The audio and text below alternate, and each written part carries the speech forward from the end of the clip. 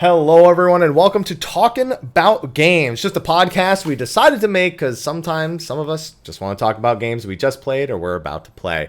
As some of you may know on Twitch, this is the second time we've actually done this show as it fills in between our other podcasts, and as such, there's not really a whole lot of flair here at the beginning of the show. But let's just get right into it because the topic is still a fairly hot one even after a few weeks. But we're going to need some hosts for that. I'm one of them, Michael, Mr. Happy Poverome. Of course, joining me is Sly, a.k.a. Sly the Fox, a.k.a. Stayed up late to get ready for the show last night in a very, very particular way that you guys will probably figure out real quick. How you doing, Sly?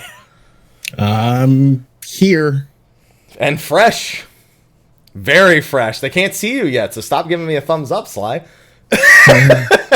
Just so you can save the thumbs up for when they can see you in about 20 seconds. Okay. And we had him on for the last show. He decided he was going to show up for this one as well because he really wanted to do this topic. He's been waiting on this one big time. We brought on Ethys, who loves to throw tons of information at everyone, and we love it. How you doing, Ethys? I am good. How are we, guys? What's going on? How we been? I'm doing good. I've deliberately held off on doing anything regarding our topic for today's show because I knew we were doing today's show at some point, and now I get to lose my mind over everything. I've been doing the same thing. I've had people coming into stream being like, "Oh, what do you think of Final Fantasy VII?" I'm like, I'm saving myself up. I'm saving up. Soon. And before I do our quick little sponsor roll at the beginning, Sly, you beat it last night. This morning, 7:20 a.m. 7:20 a.m. and it is, for reference, guys, it is now 3:01 p.m. for him. So, oh my goodness. He's as fresh as can be, ready to talk about it as anyone could possibly be for this show. Yeah. Well, fortunately, that means you've got a lot of listening to do for this show because Ethys and I have had time to internalize a lot of it. Yeah. But a first impression fresh off of it will be interesting. All right, before we get started, though, we have to thank our sponsors. Our other normal podcast, which is the Final Fantasy XIV podcast, Stay the Realm. We have some sponsors for that show, and I inherently just decided they sponsor the show as well, because they sponsor the channel as well, so they sponsor everything as far as I'm concerned. I didn't ask them, but they just now sponsor this one, too. We, of course, have my channel sponsor, Steel Series, who's been my sponsor for many, many years now. And we've recently upgraded our discount code from 10% with them to 12%. I forgot to update that in all of my YouTube videos since that happened, but I've been mentioning it. So hopefully you've been changing the 10 to a 12 the whole time. And I'll remember to do that for this when it goes up on YouTube as well. But thank you to Steel Series. Be sure to enter our monthly giveaways, which are available in the descriptions of the podcast as well. You win free stuff from Steel Series. Why not? Free stuff, especially right now. Usually a pretty good deal as far as I'm concerned. We also have our patron sponsors, which we will do a more formal shout out at the end of the show, but their names will be scrolling in the top right. And there's a few names that actually have to get added in there. I haven't forgot about you, and I'll make sure those are there for Mondays with Mr. Happy when it comes to this upcoming week. So, gentlemen, normally for TBG, the first time we did the show, I made a bunch of different... What? Yeah, normally. Normally? I set a precedent in the first one, and now I'm going against this precedent in the second one. Okay. In the first TBG, where we had multiple different topics, we talked about Animal Crossing and Doom and their release dates colliding and their social impact, as well as upcoming games, even 7 Remake. I made a bunch of different, overlays to cover the different topics, to put stuff on the screen. I don't need to do that this time. I literally see that current topic up there that just says Final Fantasy VII Remakes. That's it. That's the only one I needed. I'm pointing the wrong way because my cameras are reversed. That's all that matters, okay? Because that's all we're talking about today. This is our get it all Talking out. about game? Yeah, that's the whole show. Talk about game. Singular. Yeah. Luckily, TBG for short doesn't need the S at the end. Put it in parentheses because we only need to talk about one today, which will inherently mean we talk about 1, 2, 3, 4, 5 different games. Several. So it kind of works out as far as I'm concerned. Yeah, and a movie, I suppose. So talking about game and movie, parentheses, S. Because, oh boy, do we have a lot to cover today. We're going to be diving into every element we can at least think of off the top of our head or our notes. And Sly, I need to start with you. Yes. Mm-hmm. Now How do you feel? No, wait. We're gonna go into all the details, but we need to start with someone who's had it fresh. Doesn't matter what part of the game you want to talk about. we do probably want to say how we actually felt about the game overall at some point in the show before even just talking about the lore. It's like you finished it less than 8 hours ago. Or actually, like, Yep. Yeah, no, 8 hours ago, like to the minute practically. Yep. How you feeling fresh off that experience? Because you went ham on that game to get it done. I went ham because I chose not to stream it. And I feel like not only just because like spoilers and backseating, yada, yada, yada. I feel like when I like guilty pleasure a game, kind of like when I did with Witcher 3 a couple of years ago, I have a lot more fun with it. And as someone who really, like, I wasn't the hypest for 7 Remake. I mean, again, it wasn't like, it was a great game. It wasn't one of my favorites, but it's still a great game. As someone who wasn't really hyped for it, I wanted to experience it on my own, and I'm glad I did. Because it was a really good game. Remake was well done. It's not perfect, but I feel like it went above a lot of people's expectations, and it certainly did for me. So I had to get a number 9 out of 10. Would do again. That's brave. I don't like giving games numbers anymore. I hate giving games numbers. When did that happen? For a long time. Giving names numbers. No, I hate giving games numbers. I don't mind giving a feature of a game a number. Like, oh, the story was like 8 out of 10. But I wouldn't just add them together and get like a number, like an average. That doesn't work for me. Because how you feel when you play a game may not necessarily reflect how good. I like Dragon Ball Z Kakarot. It's arguably not a great game. So, you know, the expectation wouldn't match the reality of the situation. Yeah. Fair. I think it's funny that you said it went above people's expectations. I think it certainly went outside of people's expectations in one direction or another. Tangential expectations, yeah. It was, yeah. There was like expectations was here, and the game was like somewhere like out here or like down here maybe. Depends who you ask. Yeah, it's a 4-way XY graph essentially, with the center being with the origin being expectation, and how far out you are being the individual points to connect. What about you, Ethys? How did you just before we dive into the specific elements? How you feel about the game? Just the game as a piece, as a whole, whatever. Okay, without getting too specific. Without getting too specific, because obviously, like, we're gonna dive into all the lore, but just a general overview, like Sly just gave. I thought it was as good you could make it, considering it was a remake of the weakest part of the OG. I think that all the criticisms, most of the criticisms that I have of it, are criticisms that stem from it trying to create some verisimilitude of a section of the original game that is very restricted, very much on the rails, and not at all representative of like what the rest of the game is. So it makes me very, very excited for the sequels. And I think that based on that expectation, I would rate it very highly. Okay. For me, most of my criticisms are actual gameplay elements. Things that felt like outdated UI-wise or player control-wise, such as entering like weapon screens, being like one at a time, and then having to go in and do a load screen, come out, do a load screens in general. Which, you know, to be fair, PS1 had terrible load times too, so maybe that's what they were fucking going for.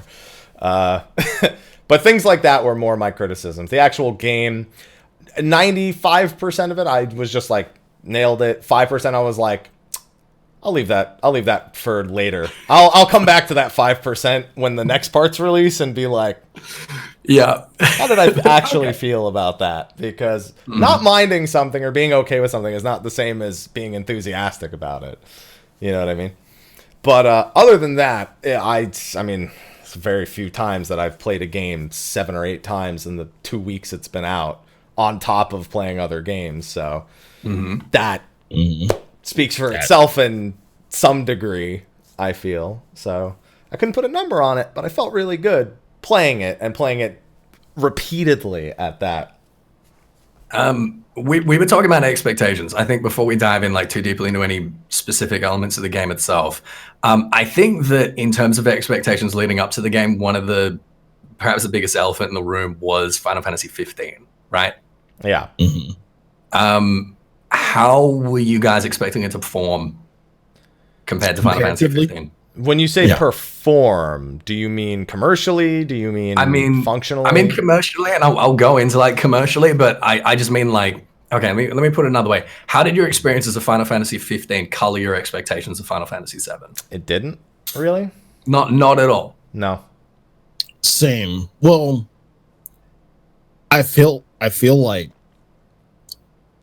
this, a lot of people had more of a rooting interest in this, like development included.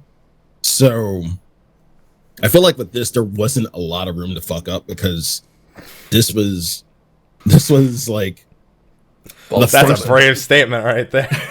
This was like the first baby for a lot of people that brought them into FF. And like, to put that experience along the same lines as 15, like, yeah, you really had to go above and beyond. So I really feel like, in terms of like comparing 15 to 7 performance wise and everything, well, yeah, they had to knock it out of the park.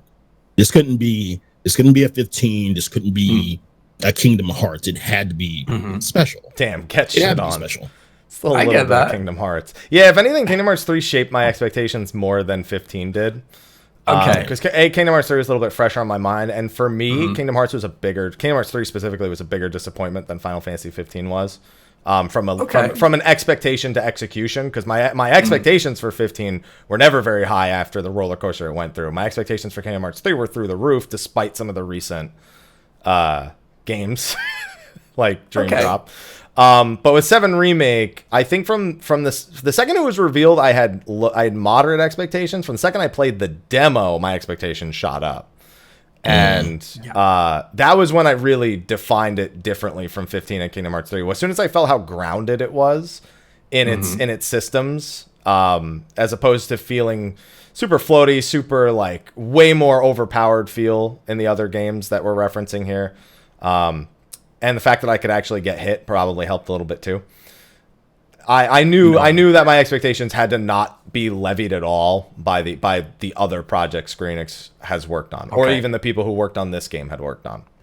That's interesting. So for me, my expectation that it was basically that they were going to learn from the mistakes they made with 15, and the successes that they enjoyed with 15, and basically that was going to like flavor what they did with 7. And I think like they did that to more or less a degree.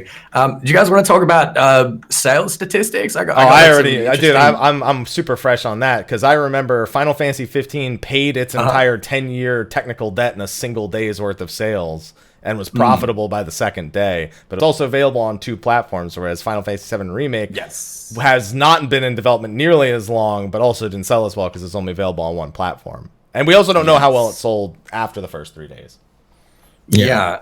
Okay, so let's start with 15. So 15 shipped in digital sales, 5 million on day 1. Yep. Shipped in digital. 715,000 physical sales in Japan in week 1. Yeah.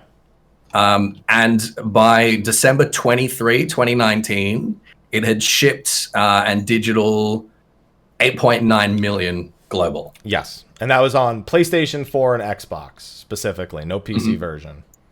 Oh no, that's including Steam as well. For the 8.9 million is that was the following year. Sorry, I thought that was the following month, because it came out in November. This is 2019. Okay, yeah. Okay, yeah, so that's fine. That makes sense. Because it was 6 million within a month after it came out, just in the first 2 platforms. Yeah, which is pretty wild. Yeah, it did really well. Final Fantasy 7R, it kind of caught my eye when they put out a tweet about a week ago celebrating the fact that they'd shipped and met digital sales of 3.5 million in the first 3 days, which is significantly less than 15 in that same period. Yeah. But they sold 700,000 physical copies in Japan in week 1, which is only 15,000 less than Final Fantasy 15. During a pandemic. Although they weren't state of emergency yet, to be fair. They were not yet state of emergency.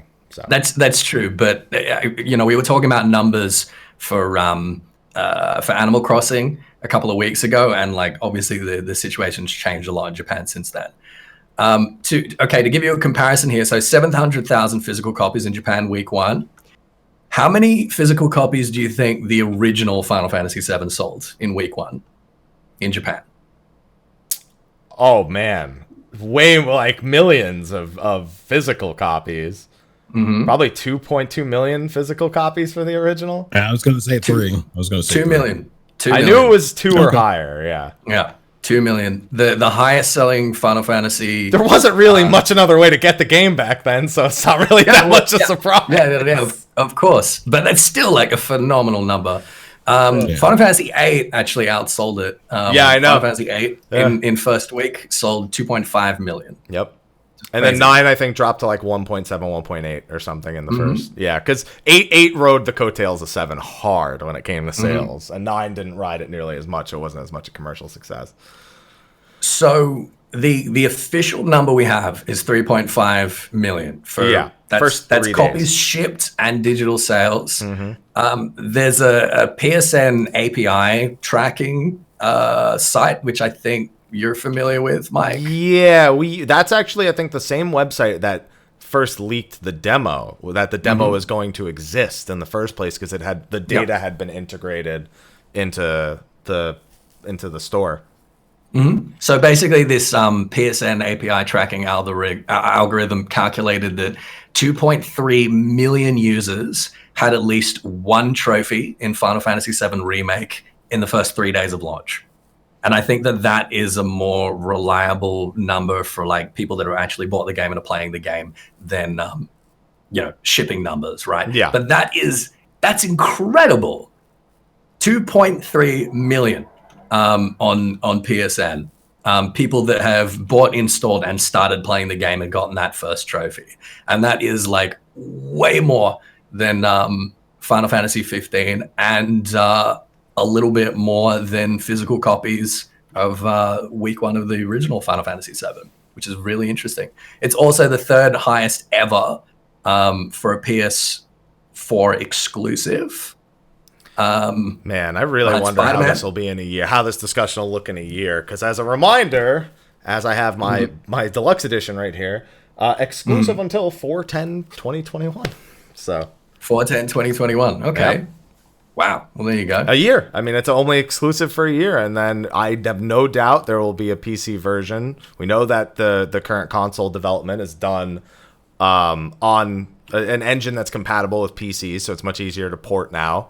In fact, some of the recent behind the scenes show their development tools, which are on a PC, and how certain elements look in there. So I assume that the porting to Steam will not be far off, and Xbox, we already know, will happen on 4/10/2021. So, yeah. Yeah, I'd be very, very surprised if it wasn't like to the day available. Yeah. So I'm looking at comparative data here between 7 Remake and 15. So this same API tracking, which calculated 2.3 million users in the first 3 days of Final Fantasy VII, calculated only 1.16 million day 3 of Final Fantasy 15. And yeah, okay, it was released on Xbox, same time, but that's still like a significant boost. That's twice as many players on PS4 as Final Fantasy 15 in the same period of time. I think to say with all the stats before we go into Spoilercast is that we knew it was going to be a big thing. And I think because of the way the game actually turned out lore-wise, that it's going to continue to be a very, very large discussion, stats or otherwise. This will not leave people's minds until the next game is out, until people have a bigger frame of reference. And Sly, it hasn't even had the chance to like fully even enter his mind. So he's got even more. After today's show, you're gonna be so enlightened, Sly. I have no idea. Right now, like I'm emotionally and like numb in terms of everything that happened. Like it happened, and I understand it. I processed a little bit of it, but it's like, okay, we'll talk about it later. But yeah, we'll talk about it. So let's talk about it. Yeah, let's talk about it. So I actually want to start with kind of the familiar here. Because for me, one of the glowing parts of the game is how well it interprets what we are familiar with. down to individual characters, down to scenes that you may remember from the original. This is probably the part that makes me a big stand for this game in the first place. It's because it blew those elements away way beyond my expectation past the first portion of it. With what we know and what we're going to talk about, don't you think that's kind of a mechanic of the game in itself? I don't care if it is. Dude, all that matters, every part that happened in the original, I was looking to see how they redid it. I mean, that's literally been a discussion since day one. Since the second the game was confirmed as something that was being made, what were all the articles about? Will the cross-dressing scene be there? How will they do Don Corneo? Will Sung still backhand Aerith across the face? Like, how are they going to modernize these scenes? Because the way our culture worked back then and the way our culture works now are very different. The way things are portrayed in horse hoof polygon hands versus, a lifelike human model are all very, very different. So that's been the discussion, and it's why the later part of our discussion is so important, because it isn't within those expectations and is far outside as very tangentially related to the expectations. So for me, the fact that the scenes that I remember from the original are done the way they are done here, that blew me away more than any other element of the game. The gameplay, the parts of the tangential expectation parts, all of it. It seems it is definitely like what the developers wanted the original 7 to kind of look and feel like. It's like what they had in their mind's eye. Finally we have the technology to kind of make this spectacle the way that we imagined it. I had that sense a lot. Like, you can see how much passion and love is like put into every single one of those scenes. It's clearly something that they've been thinking about, for the past 20 years, right? Yeah. They said like 70% of the staff that worked on the original game is on the staff for this game. Yeah. Including the lead writer, Nojima-san, the second scenario writer, who is the producer of the game, as well as the character designer, who is our director. Yeah, Kitase is producing. Yeah. And Nomura is directing. And Nomura and Kitase were the co-writers. No, Nomura only did character designs of the original. He only did character design? Nojima-san was the lead scenario writer of the original, and he is the lead scenario writer of this game as well. Okay. Oh, you're right. I believe it was Nojima and Kitase that wrote. Yes. The original, right? Yeah. Okay. Yeah. And Nomura did a lot of the most of the character design. Yes. I think Nomura helped write 8. I think he started helping write coming 8, but 7 he was still only character design. I have a lot of stuff to share about Nojima-san later, though, when we talk about the stuff that's different. Because just saying he wrote the original is not the whole picture. Trust me with that. And my cat, there's a bit more to it than that. My cat seems to want out. So aloha. There you go. So, Sly, did you have how about this for a question? Okay. What was your favorite scene that had been reimagined from the original, like a scene that perhaps had some sort of significance to you when you first played the game that you saw recreated in the remake? The dress. Okay. Did you know that there are several dresses that you can get?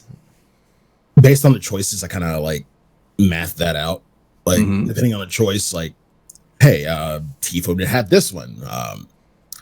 A Cloud is going to have this one, and then based on everything, based on what Madam M said, depending on how many quests you did, I might get something good.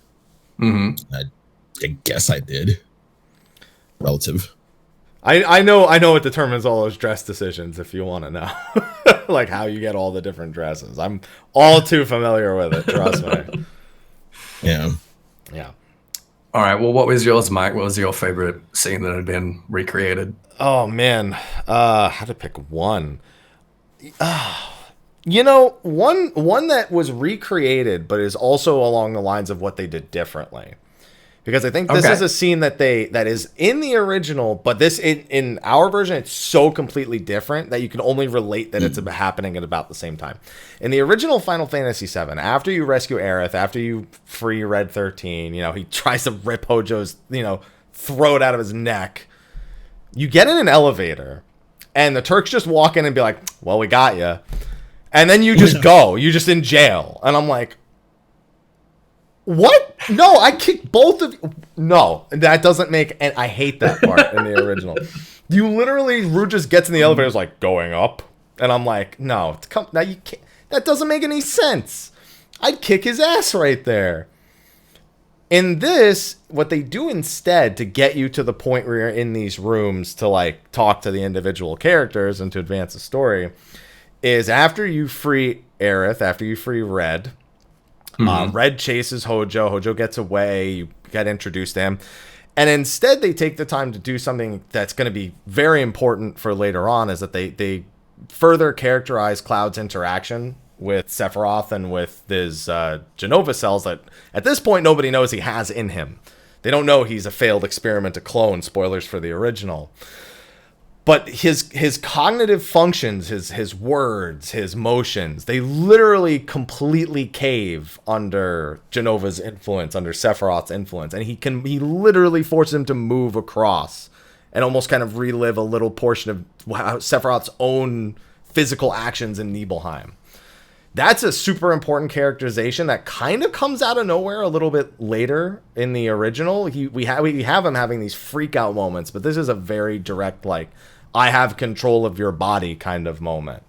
And then that leads to him, when he does get his control back, he passes out and they end up in Aerith's room instead of a jail cell, which, to be fair for her, is both basically the same thing. That's a scene in the original that is completely redone, but the way they redid it, I find so superior to the original, having the whole picture of the original in mind. There's so much of that, honestly. Yeah. Like, again, the whole, like, this whole chapter, this whole episode in the original, you can do in what, 3 hours, 4 hours? Yeah. And it sucks. Like, in the original, it's not well paced and it's really kind of messy and sporadic. And the fact that they've taken the moment to sort of move a lot of those dramatic beats on a little bit earlier. Like, I've seen a lot of people were upset about Sephiroth being introduced so early. I'll comment on that, so get to yours, and then I got something to follow up with.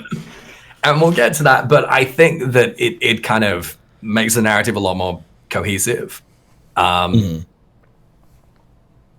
mean, obviously we got all the scenes with, like, Jesse and Biggs and Wedge, and the fact that, drawing out their arcs and stuff, it makes, like, later moments so much more impactful later on. For me, just like that one tableau of Cloud and Aerith sitting on top of the thing in the playground, and thinking back to the equivalent of that in the original, that was just like such a phenomenal, like, shot for me. It was like exactly how I'd sort of pictured that shot and that moment, that it just kind of really, I don't know, that really stuck with me for some reason. I don't know why. Like, it's such an insignificant sort of passing moment, but just so powerful to me. Yeah. But the thing you mentioned regarding Sephiroth, there was actually an interview that came out about a week ago at this point.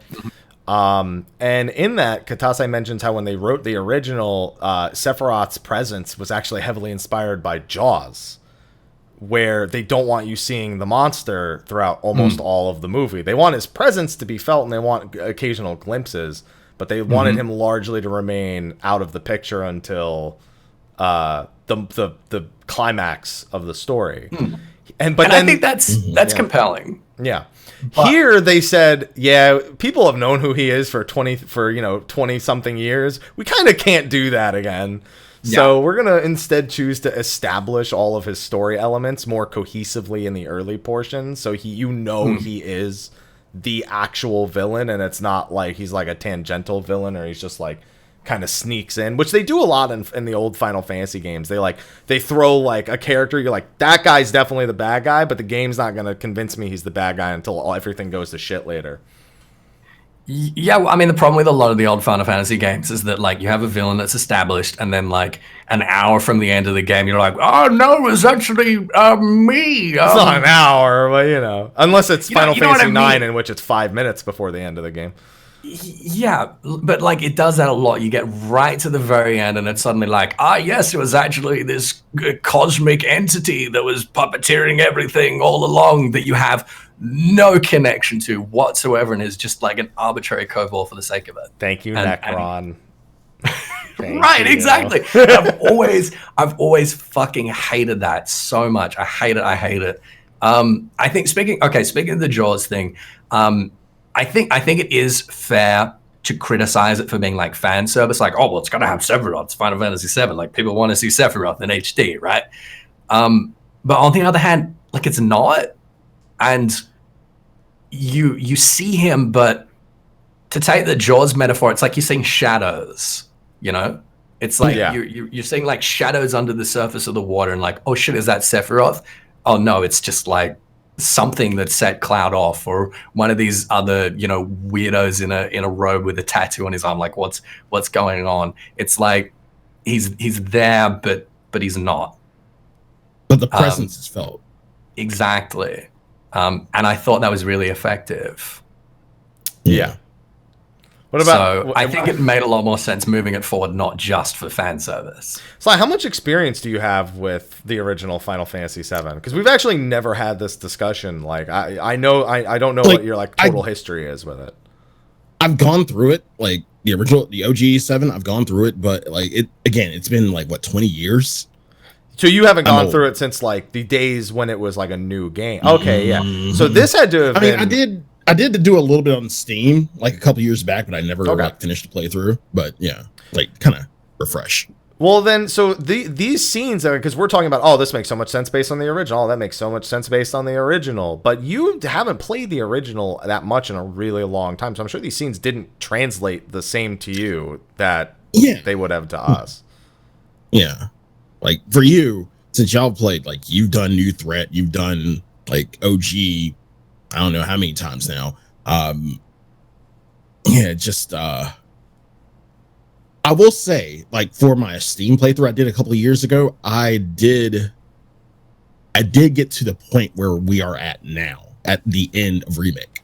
That's where you really didn't play a lot then when you I really didn't play a lot in my Steam playthrough. So yeah, I got to the point where we ended in Remake. So it's semi-fresh, I guess. Well, that's all you really need right now, isn't it? Yeah, pretty much. Well, we're going to be reminding you of some... Oh, at least I will definitely be reminding you of some later parts. And some, again, tangential parts. The word tangential is going to be used a lot here. It's kind of unavoidable.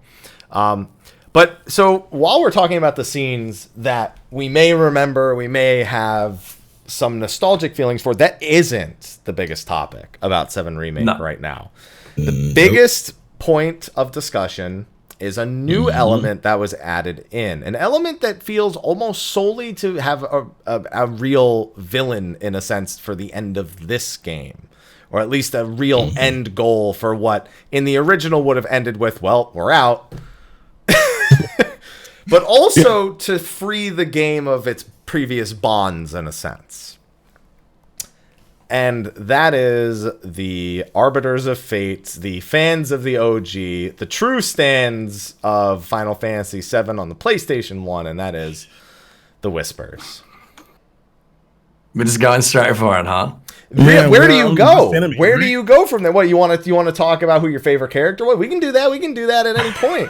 We can talk about who your favorite character was. We already mentioned the favorite scene. I feel like that's pretty telling right there. Okay, all right. We're going for the deep dive. That's all anyone wants to talk about. That's the bottom line. Like we hit the points that are like we can get through them in half an hour. Talk about how it did versus other shit versus the previous games, how they shaped our expectations. Parts from the no one's talking about that.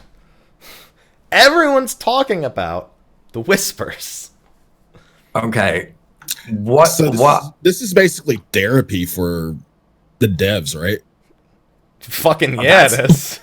That's an interesting rating. It's super passive aggressive therapy. Is what it is. Look, there's several different ways that you can interpret what this device is. It can be purely like meta narrative. It can be, you know, a ludonarrative device for explaining why the beginning of the game is so on the rails, and giving it an opportunity to open up in the next part. Or we can go straight into the conspiracy theory of... We should probably save the conspiracy theories regardless of what they're about, because I don't think you can start this discussion with a conspiracy theory. I feel like we're going there. I feel we're like gonna get there. We're gonna get there, but we don't need to start there. You don't start a conspiracy theory without explaining what the conspiracy, what you're conspiring against. Okay, what are we conspiring against then? So, the original fucking ending. Yeah, the original game. Well, to be fair, we haven't been to the original ending yet. We've been to the artificial ending of this game, which was events. A few hours into the original game. They've created an ending in the first game, whereas this point in the original was at most a chapter being finished. Yeah. You know? So what are the Whispers? The Whispers, as are described by the game's characters, specifically Aerith and Red 13, are arbiters of fate meant to keep the course of the planet in one direction. There's a timeline. It is the timeline. What? Are you sure about that? No, I'm not. I'm telling you what the characters are telling us. Yeah, the planet's expression of destiny. Yeah, the planet's expression. The planet has a script, and that these are the ones that sort of make sure things shift on the right path. Yeah, anything that is the destined timeline, they will course correct to make sure it goes that way. Whether it's hurting someone or helping someone, they don't care. It's arbitrary. They know how things are supposed to go, and that's how they're going to go, unless we have something to say about it. Which is ironic, because to be fair, what we have to say about it originally would have been, do that. That was my expectation. That's what's going to happen. Now, before even diving into the specifics about how much these things actually have to do with the original, which is largely where this conspiracy theories end up diving into, how do we feel about destiny being introduced as an element into this? It's a very common trope in JRPGs and even in Final Fantasy games, especially the 13 series. It is a very common trope. It's a more visual novel type trope. You would know. I wouldn't know that much. Yeah. If you haven't played a lot of visual novels, they kind of use this a lot as a mechanic, to where you see the events in one timeline, and then you go back to a certain point in the timeline just to see what would happen if you alter certain things. So yeah, it's a common visual novel trope. So I'm used to it. But being used to it isn't the same as it being used in a game when it previously wasn't. That's the big thing. Like that's kind of how I've been able to not really worry about this as a change in direction yet, is because I think about, okay, if I didn't know that this was based on another game, if there was no remake at the end of it, and this was just the first time Final Fantasy VII was being released, would I judge that harshly? I'd probably be like, well, it's a trope, but I'd be like, okay, well, wonder what's going to happen in the second part. Obviously, you can't really do that with this game, Sly, so being used to it doesn't necessarily change how you feel about it. So how do you feel about it? Give me how you feel. I mean, I'm partially okay with it because I'm a control freak, and I kind of want things to go my way. Okay is one of the most common expressions I've heard for those things so far. So we're trying to like not dive into the meta narrative concerns right now. Just talk about how we feel about it as an aspect that's been added to what I feel is add an end goal to the first game, other than we're leaving. Yeah. So I feel like, okay, before we started diving too deep into it, before we got to the ends of the game, I was thinking more along the lines of, all right, the beginning of Final Fantasy VII was very, like I say, very on the rails. It was not open world. It was very directed. You could not just go off and do whatever the hell you wanted and explore a big open world. And that was fine then, but now it's kind of not really what we expect perhaps from a Final Fantasy game. And if I were to walk over that way and I can't, then it feels like there's some real dissonance, right? Mm. But if there's something internal to the game world's logic that says I can't, then perhaps it's a little bit easier to accept, you know? Perhaps it's a little bit easier for me to swallow the fact that this is a remake of a part of a game that was very linear and is forcing me to be linear and just offering me, again, some sort of like in-world explanation for that. That was my first sort of supposition. And I was like, okay, fine. This is fine. This is okay. Fine, okay. That's two. I knew it. See, again, yeah. Fine and okay. Those are the two like most common representations of people who don't hate everything. For me, you know what my answer is? I was okay with it. You know, it was like I saw what was happening. You know, as I was experiencing it, I was like, again, it's kind of an RPG trope, but I have thoughts that when we start diving into the meta, make it less so that I'm okay and more not negatively anxious, but just like excitedly anxious. Because I need to see how this affects everything going forward. Because that will really determine how I feel. You want to feel something. Yes. I want to feel something. There's a void in my heart now of this uncertainty and anxiety that I'm sure the developers are almost, symbolically telling us they have as well with this story element. Again, it's therapy for them. Oh, they're salivating over it. Oh, they love it. They love it. So that starts off okay. This keeps us largely on track in this linear mode. You know, we don't really understand what they are at first. You know, they pop up as a few additional bosses. Some things you start to notice look like they're kind of starting to go different, and then these things show up. Probably the best example early on is Cloud's not going to go on the second bombing run, and neither is Tifa. It happens way before that. No, you want to know the first significant place that it happens? Where? Is when Cloud gets his first vision of Sephiroth, right? Seventh Heaven. In the alleyway. Yeah. When he gets his very, very first vision right before he meets Aerith, right? And it delays him, right? So it means that it takes him a couple of extra minutes to bump into Aerith. So they hold Aerith in the place so she can meet him, and then she's there too long, and they get her out of there. Yeah. Yeah, and the moment Cloud touches her, they disappear. And then, as you say, like once the moment's over, they drag her away.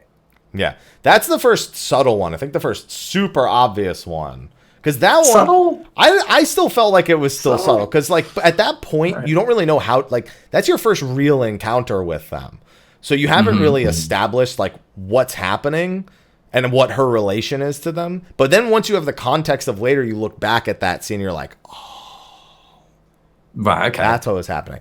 But the first real obvious one is when Cloud looks like he's not going on the bombing run, so they cripple Jesse, so he has no choice but to go on the bombing run. That's like, as soon as I saw that, I was like, I see what you're doing. That was really obvious what you're doing right now. But yeah, you're right. That is indeed the first actual scene where the Whispers like play a role. It's just a way more subtle one because you don't understand what they are yet. That's the first time you see them. And freaking the first time you see her, she's just like... Yeah, exactly. Yeah. Get out of here. And, well, that for me, like, from that moment, I was like, what are these guys up to? What's going on here? Yeah. And at first, again, I thought it was just this kind of, like, fun narrative device of the devs being like, oh, we're going to add some stuff, but, hey, we've, like, invented this funny way to make sure that things, like, still stay on track despite us adding things. Yeah. And it just keeps going and going and going over and over and over again. They visit Cloud in his sleep before Everything gets a little crazy with right before the second bombing run. They make sure that you can't even get back to. They're like, you can't even get back to them to try and save. We're gonna hurt them. And then as more and more things transpire, you just keep running into them. You actually don't run into them for a pretty decent amount of time up until you start having to get back to the plate dropping. Like, they're present, but they're not like as present as they are in like chapters 2 through 4.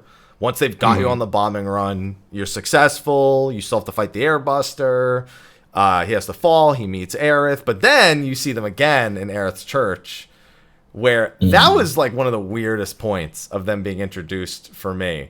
Because I understand that Cloud was going to kill Reno, and that's the big reason they pushed them out. But then they're just like swarming the place. Like, they know everything's going to go wrong. And it does, but like kind of in a weird way. This is like the point where I felt like they didn't need to be there as much as they were. Like, let me pick up this material. Is it really against the timeline for me to pick this materia up right now? Are you kidding me? Get out of here. It's not, I don't need you here right now. I was going this way. All right. That we were going to get like what, 45 minutes later after the fact? Yeah. They're gonna go back and get it.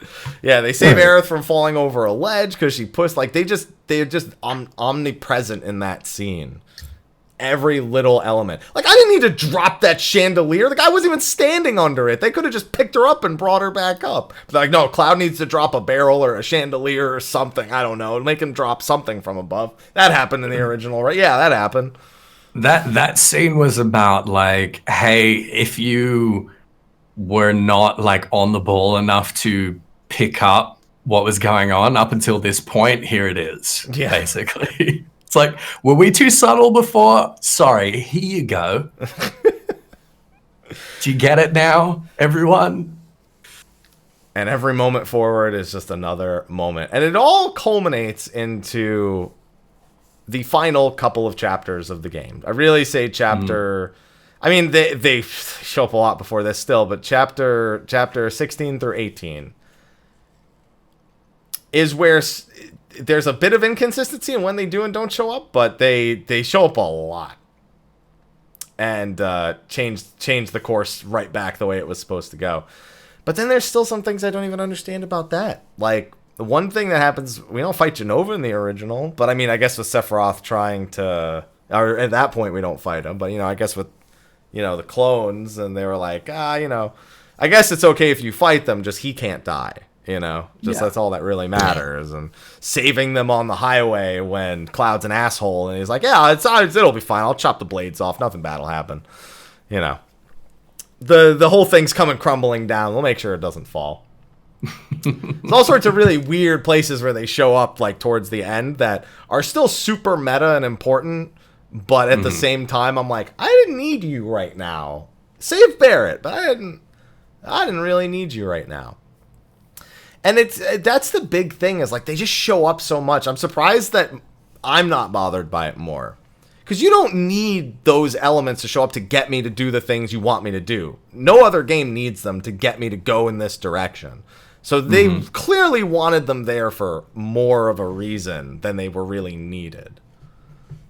That's how I feel. We're not even talking about the meta here. We're like speculating as to why they're included as a narrative device. Yes. And I think that is probably like the simpler question out of any of the questions that we could make of these guys.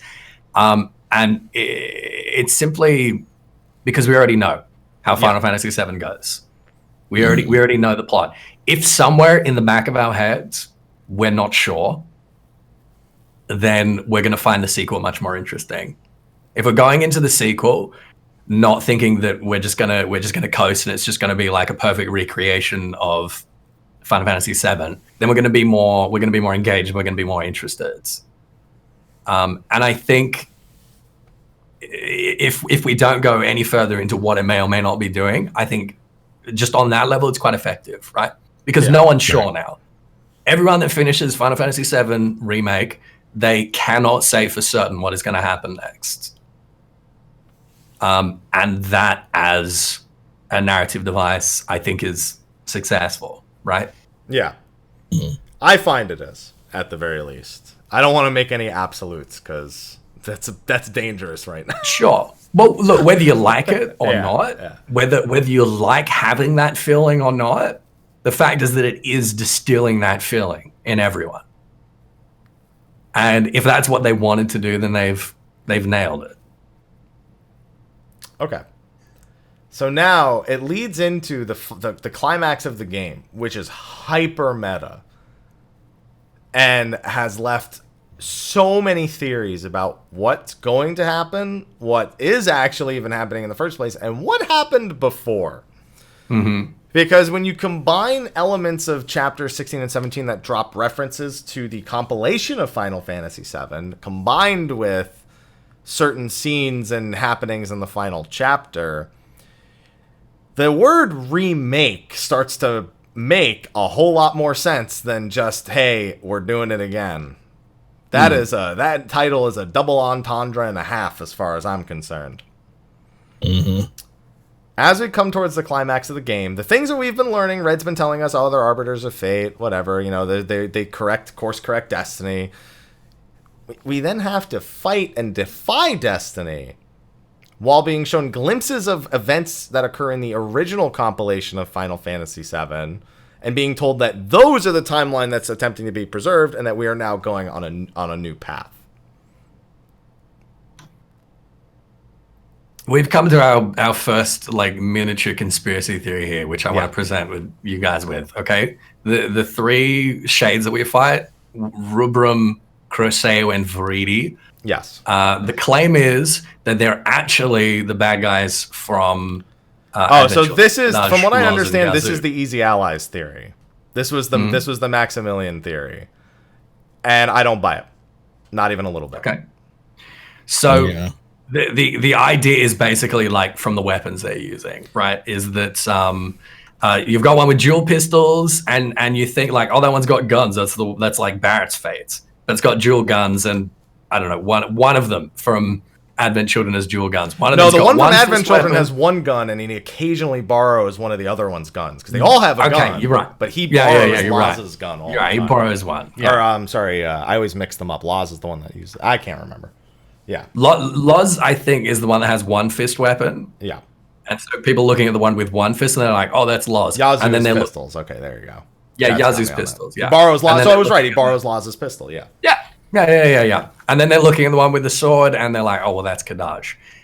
There's that, and the fact that when you assess them, it says that they're from some future timeline. They're trying to preserve a future timeline. Yeah. Yes. Yeah.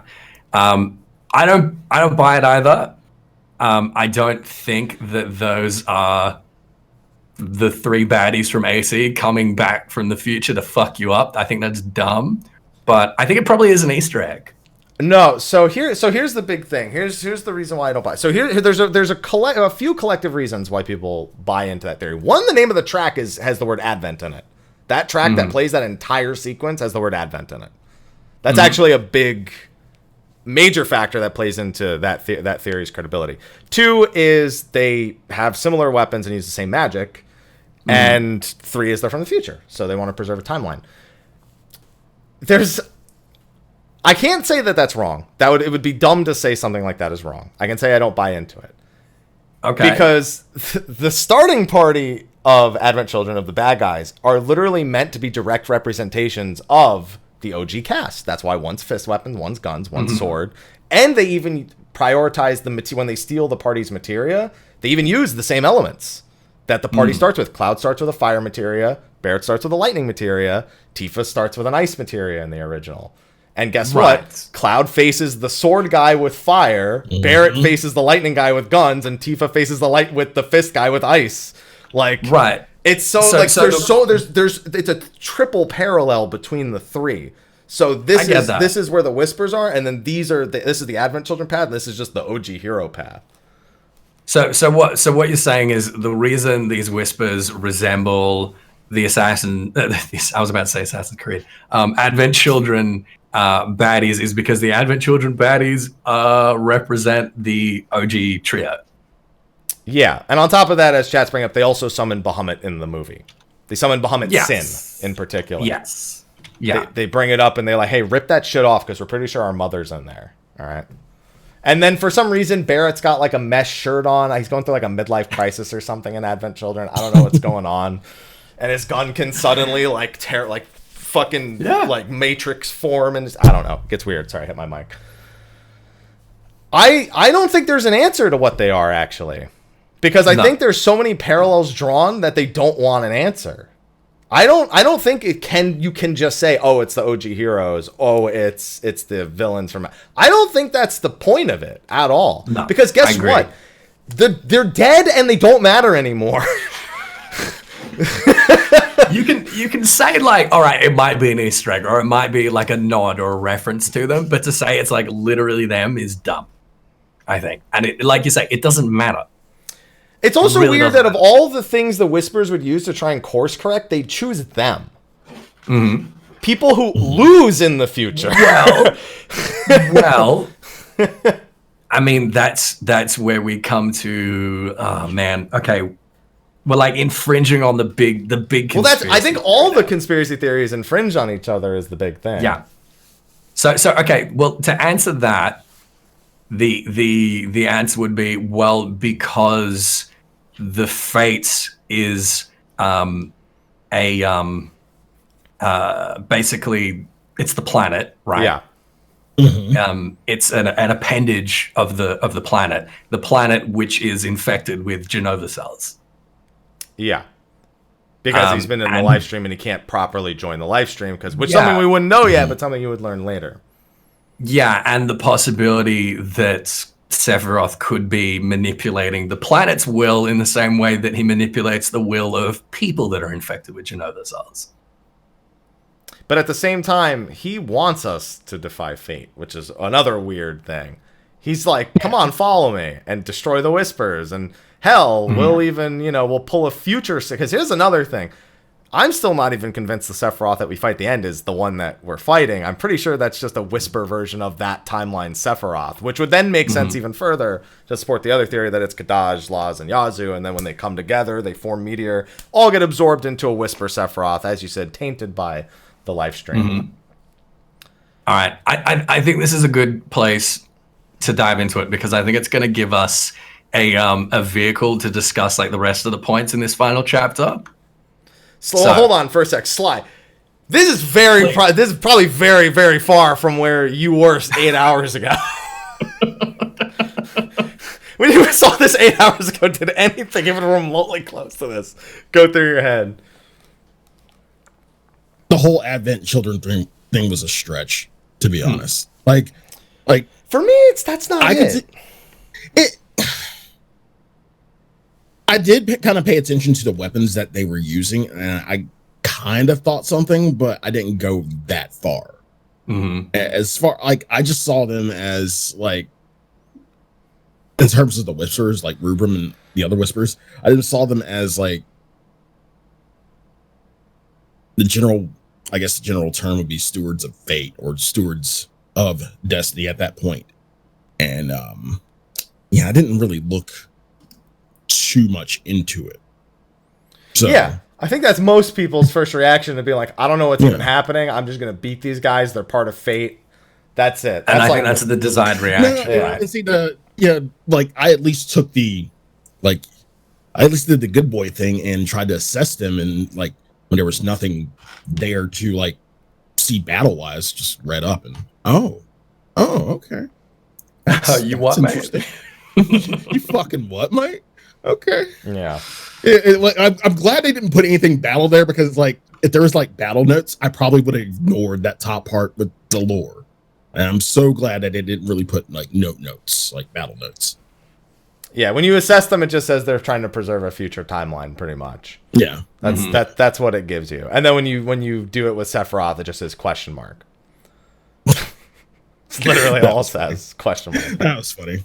Yeah. So obviously, there's a lot of different ways that you can interpret this, and I think we can all agree that like the desired effect is for you not to interpret them in any particular way, just to like let it wash over That's you. Not fair. That's not fair though, because people will. Well, no, they totally want. Here's the thing: they 100% want to drive discussion, but I think the whole point is by the end of it all that all that matters is what the lesson is at the end. All of those individual elements end up not mattering because we kill them. They're gone. Right. It's a matter of what the repercussions of it are. That is really where, like, people have a lot more concern. Because I'll say this whole whisper section, I was just like, what the fuck is happening right now? This was beyond way out of left field for me.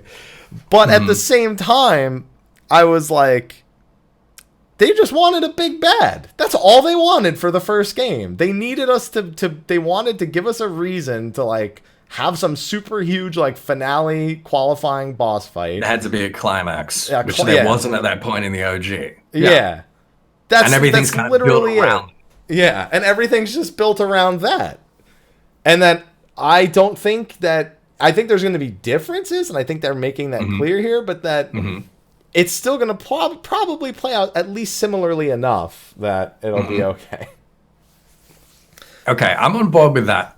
Let's, again, just as like a vehicle for discussion of some of these points, let us go with the absolute most buck wild reading of all this crap that's going on. Okay. The claim is Final Fantasy VII Remake is a sequel. Requel. Time traveling Sephiroth already failed in the future and travels back to alter the timeline. That is the claim. That it's a sequel. Okay. So point one, Nomura in an interview in 2017 claimed that the compilation, so Before Crisis, Crisis Core, Advent Children and Dirge of Cerberus, I remember this interview.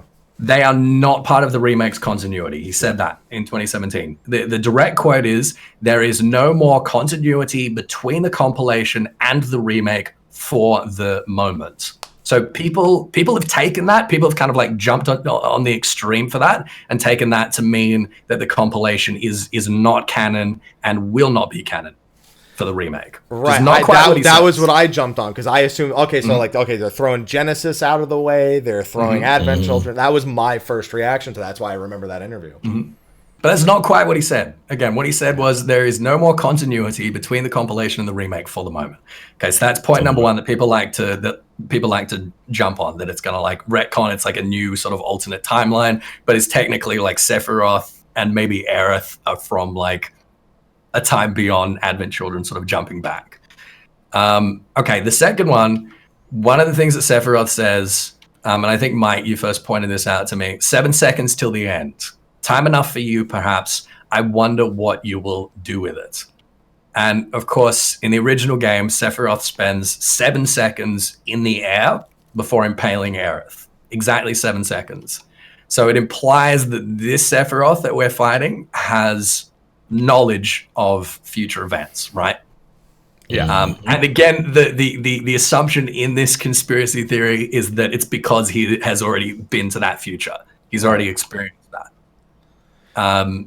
We know there are a bunch of flashbacks of future events, like from the original game when we're fighting the Whispers and Fates, including like several implications of Aerith's death. And that's like, like the materia dropping, Cloud like lowering her into the water. There's like a whole lot of kind of like flashes of that, right? I have a lot to say about those flashes, but I'll let you finish the conspiracy theory. Because after our conspiracy theory, we got to get to our theories. Yeah, okay, good. Which are also conspiracy because our theories are going to be like a contradiction to this. Yeah. So Aerith seems to have knowledge of the future too. She kind of anticipates a lot of things. Like her characters are very different. In the remake, she seems to like know things that are going to happen before they do. Marlene and Red both see flashes of something when they touch her. Red specifically saying like he saw something that was like going to happen if they failed. Tifa keeps asking her like straight up like, what are you not telling us? There's something you know that you're not telling us. And Aerith's like, I'll never tell, basically being coy about it. She makes the singularity to defy destiny in the first place that like we step into, which may imply that she knows what's coming. Okay, we got the thing about the Whispers. We got the Whispers themselves first appearing when Sephiroth first diverts the timeline. So the idea that like that first scene that we have with Sephiroth kind of visiting Cloud and trying to control him, like in the alleyway and all that, isn't just something they've added for the remake. It's like Sephiroth's first kind of change that he's made, that the Fates are trying to fight against. And they hold Aerith there. We already talked about that. And then basically the fact that the Whispers are trying to steer the story on the path of the original game, which Sephiroth is like on the other side of and sort of trying to defy them at every step. So it's Sephiroth that's like driving those diversions, and then the Whispers that are trying to like bring it back each time. The final sequence of Aerith enabling us to defy fate basically solidifies the remake as an alternate timeline. It lets both us and Sephiroth do things differently. That's what this claim is. I think that final part of the claim is not inaccurate. I think everything leading up to it is deductive. He doesn't have to be from the future to do that. Yeah, sure. Right. Like, I think it's just as plausible to end, like, that whole ending to literally just say Sephiroth spent 5 years in the live stream and saw... Yeah, saw things. Saw things, yeah. I mean, the Whispers literally can show us by touching them, and he's been living in the life. He's been floating through the live stream for ages, you know? Well, that's the canon, right? Yeah. Is that it changes nothing from the original game. It's just a point of like, well, if the planet is omniscient and can see the future and can like plan things, then it would make sense that Aerith, who is an ancient and is in touch with the live stream, would have some of that power, and Sephiroth, having been immersed in it for 5 years, would also have some of that power. But I guess the sort of conclusion of this theory is that where we stand right now, Sephiroth is able to win, whatever that means, like permanently win. But we are also able to stop him more permanently than the 7th compilation, because the 7th compilation ends like, as we see in Advent Children, he can just keep coming back. Yeah, any remnant of Jenova cells, he still has some sort of manipulation over. Connection to, yeah, because he spent all that time in the live stream. So, like, I mean, he even Geostigmas is his thing that he's been, cooking up while he tries to come back. Yeah, so like the implication at the end of Advent Children is like, well, we didn't actually really beat him in original Final Fantasy VII. Like, there are always going to be Jenova cells in the live stream. It's corrupted the live stream, and he can use them to come back again. And Cloud is always alive. And as long as Cloud's alive, no matter what, he has one solid connection. That no matter what, as long as that body, that person is alive. And even if Cloud were to die, he'd theoretically, go back to the live stream, and it's the same problem all over again. They're stuck in a perpetual loop of never being able to actually defeat him. So are we thinking that Remake is the end of this loop? Well, that's the idea, is that... I would buy into that. See, the conclusion of that theory you just said makes more sense to me than any of the context that got them there. Yeah. Well, to be fair, this is my conclusion. Like, looking at the conspiracy theory, I'm like, okay, well, what could that mean? So, okay, but it works for both of us. Like, for Sephiroth, it means that he can change things so that he wins. And for us, it gives us an opportunity to conclude things so that it doesn't go the direction of Advent Children. Perhaps we can find some more like permanent means of disposing it. Not to mention, I'm not going to lie, throw Advent Children out the way, because chat got ahead of me on this one. The original game ending is a bad ending. Because Holy fails to stop Meteor, the life stream has to step in and finish it, and humanity is dead completely 500 years later. Yes.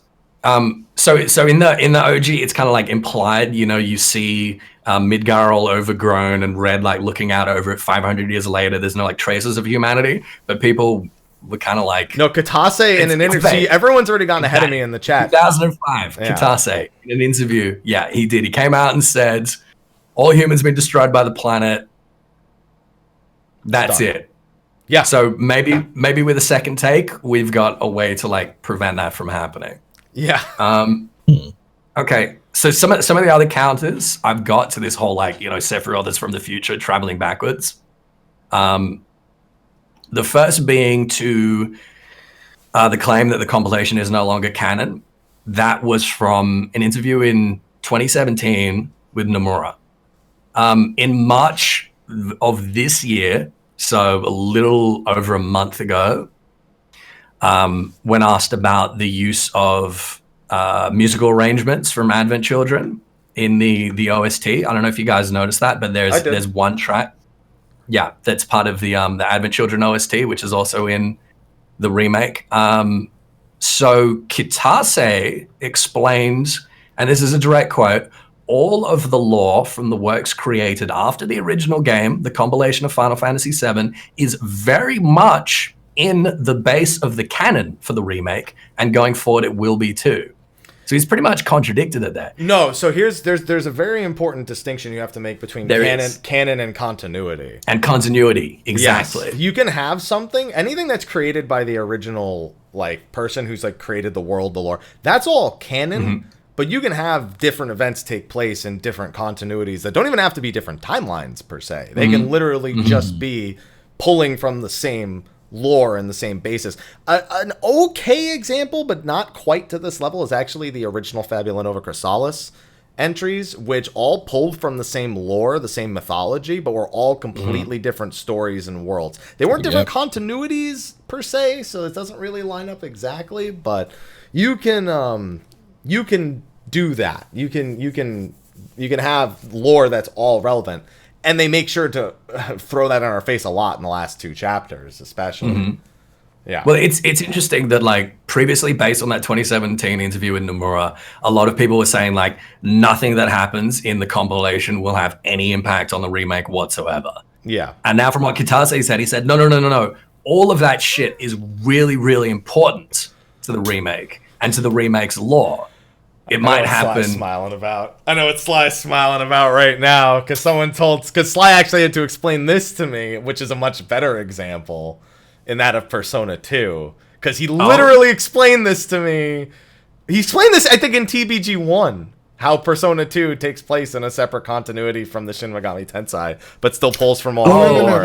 No. How mainline SMT takes place. Well, Persona itself takes place in a different continuity than mainline. Yeah. Literally, we had that discussion on the first TBG when we were talking about Persona 5. Yeah, we did actually. Yeah. But that's interesting. Is we will see the remake pull on all of that stuff, all of those stories, all those characters. They are still very important and very, very central. It's just not necessarily going to play out in exactly the same way as it did in the original compilation, right? Right. So that was the first counter. The second one, which we already touched on, is that the live stream is omniscient. It has a plan for the future and for the trajectory of the plot as a result, right? Yeah. The remake establishes that destiny is a function of the will of the planets. Well, Aerith is connected to the planets, connected to the live stream, and presumably has glimpses of that omniscience and can anticipate things and has an idea of what's coming and how it's coming. And that's not necessarily a different timeline or the fact that Aerith has been to the fucking future and traveled back somehow or whatever. It's literally just them fleshing out her character more and being this makes sense for her character that she has these powers. If we've established that the planet works this way, she's connected to the planet.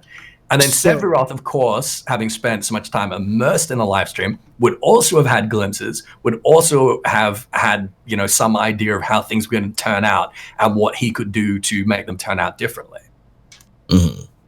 So I guess it's easy to pick up for Sephiroth, but for Aerith, where's the point of divergence for her in the original timeline where she jumps?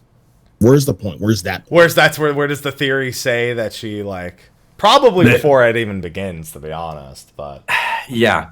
I mean, is it right at her death, or is it beyond that? I don't know. She jumps to this timeline. I mean, you can even see that Aerith. So there's Chad keeps getting way fucking ahead of me because we're trying. Because I've got so much. Because a lot of people have been listening to me spout on about this as I've done my speed runs of it. In that, Aerith in the original is probably our biggest indicating point of how the rest of this will probably play out. Because the number one thing is that it is the very clearly stated, and I think safe to assume is correct representation, that the Whispers are a will of the planet, which is not at all a foreign concept from the original game. No, not at all. Aerith has a lot of I'm hiding shit from you in the original game too. It's not displayed as well until you get a lot closer to her death. Mm-hmm. But she does it a lot more here, and it makes me wonder how much in their heads, the writers and the developers, how much in their heads this was actually taking place in the original, where she's hearing these whispers and seeing glimpses of the future, because she knows shit in the original too, and keeps that shit from us.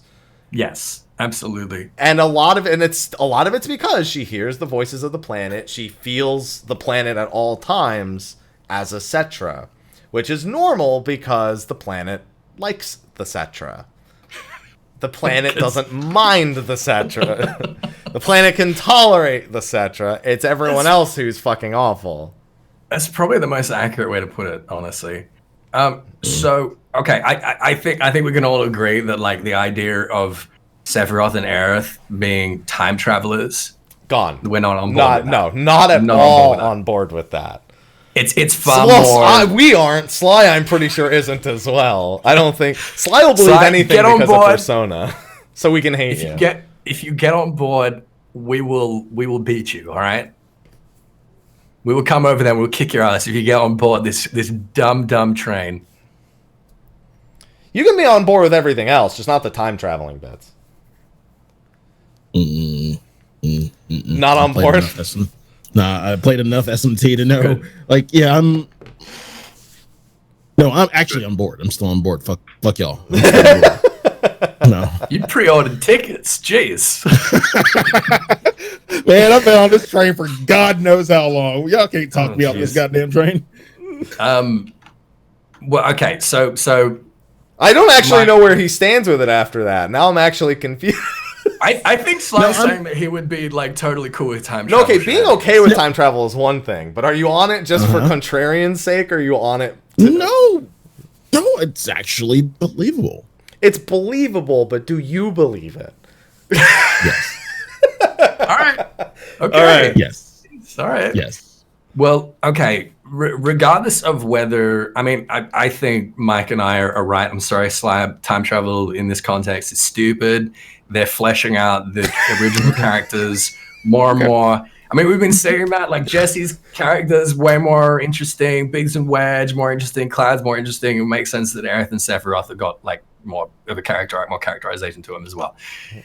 They can see parts of the future. The thing that people really worried about, either way, the consequence of this being that the most powerful, the most important moment of the original game, being Aerith's death, is that going to be circumvented?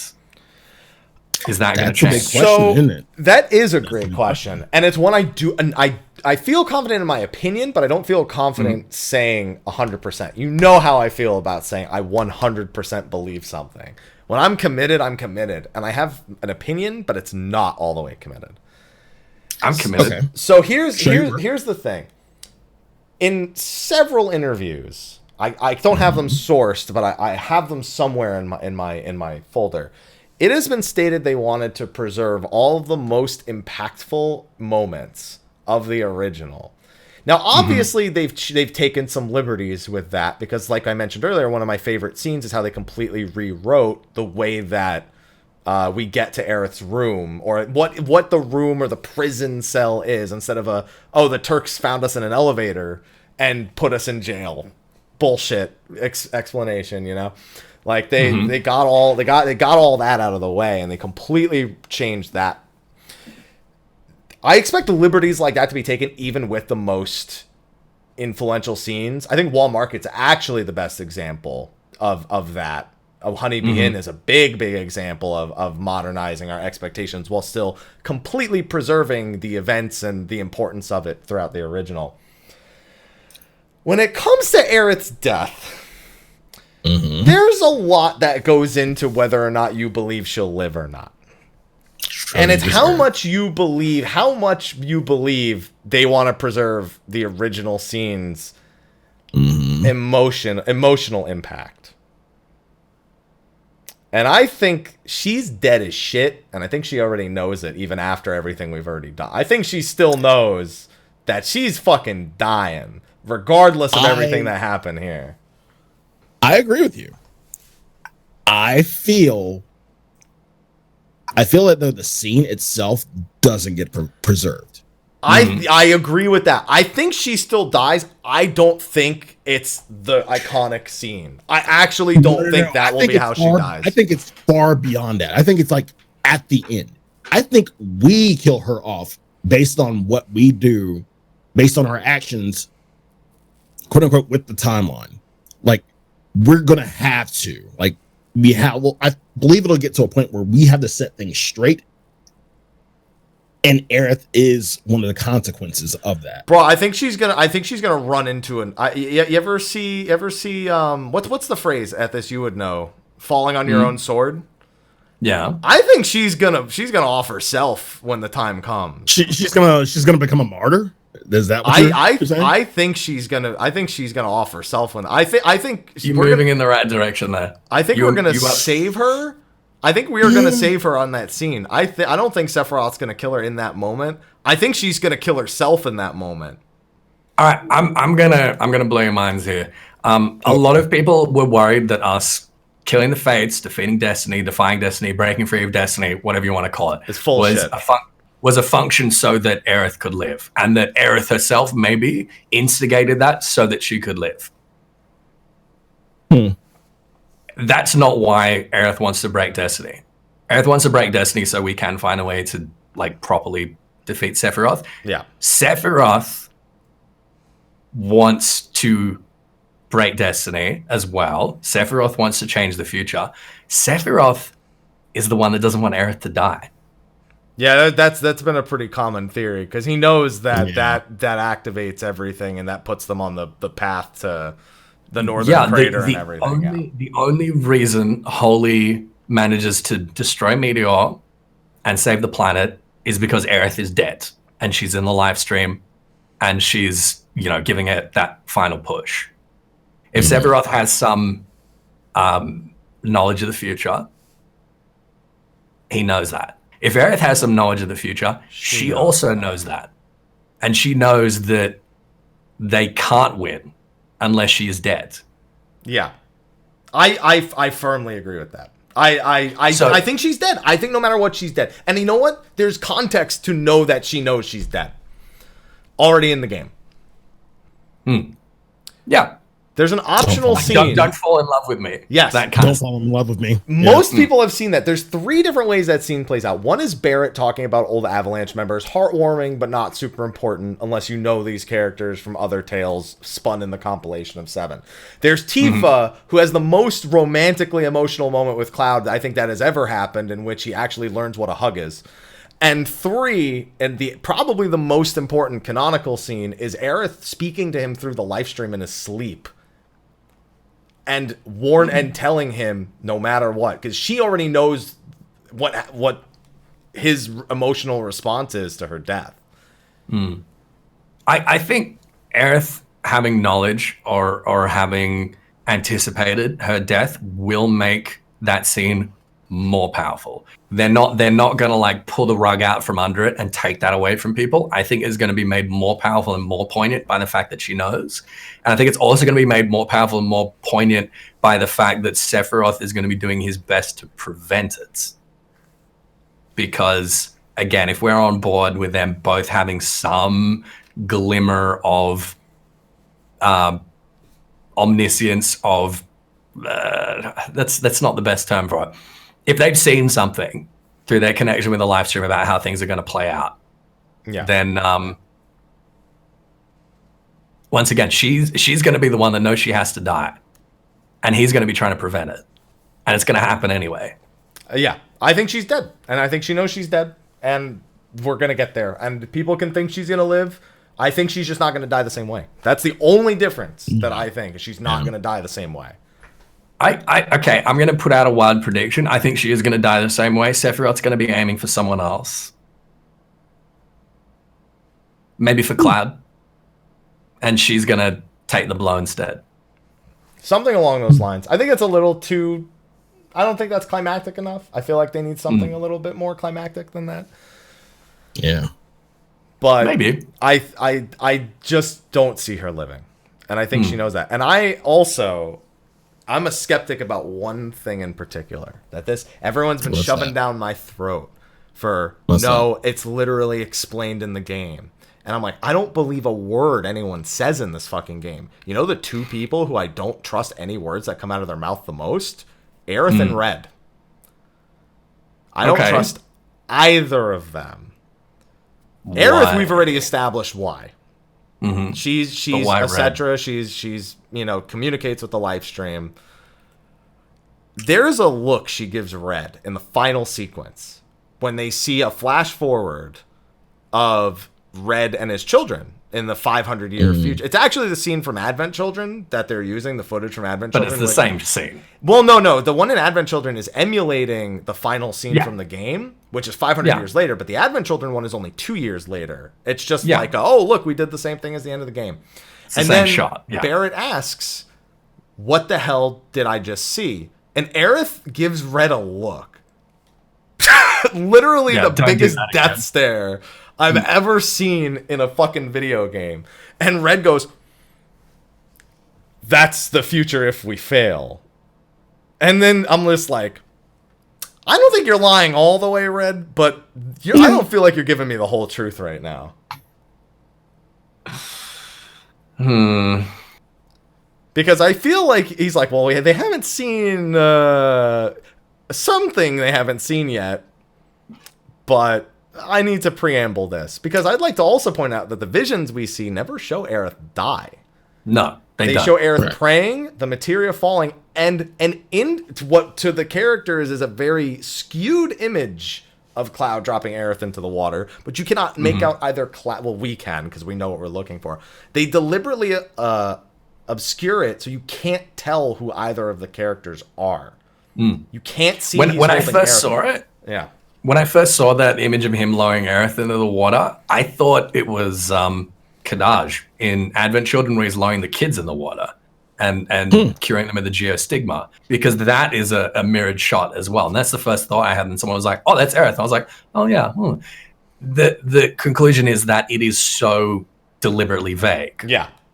The conclusion that they're telling us that we defeated Destiny. They're wanting us to feel that the story could go off the rails and they can make any and all changes. And that we are therefore going to have a huge emotional effect when they don't. Yeah. When all these things happen, not necessarily exactly the same way, but, when it's coming up to time for Aerith to die, and we're still like hanging on to this, oh, but no, we defeated Destiny, we did it, maybe she won't, and then she does anyway, and we get that emotional impact that we got as kids, like all over again, but like 100 times over. That's I think what they're shooting for. I've seen chat bring up the one time, I think the first time he gets a flash forward and sees Aerith and the materia fall, he has a single teardrop come out of his eye. I read that as an involuntary emotional reaction to the visions. Like, he doesn't actually know what he saw. He didn't see her die. He's not crying like, oh, she's gonna die. No, he has an involuntary emotional reaction that he can't really explain. So is this from the time traveling conspiracy theory as well? No. This as well? No. It's that he sees, like, because I just said he doesn't see. We never explicitly see her death, which we don't in any of the scenes. But some are saying that the single teardrop means no, he did see it. He knows already. Yeah.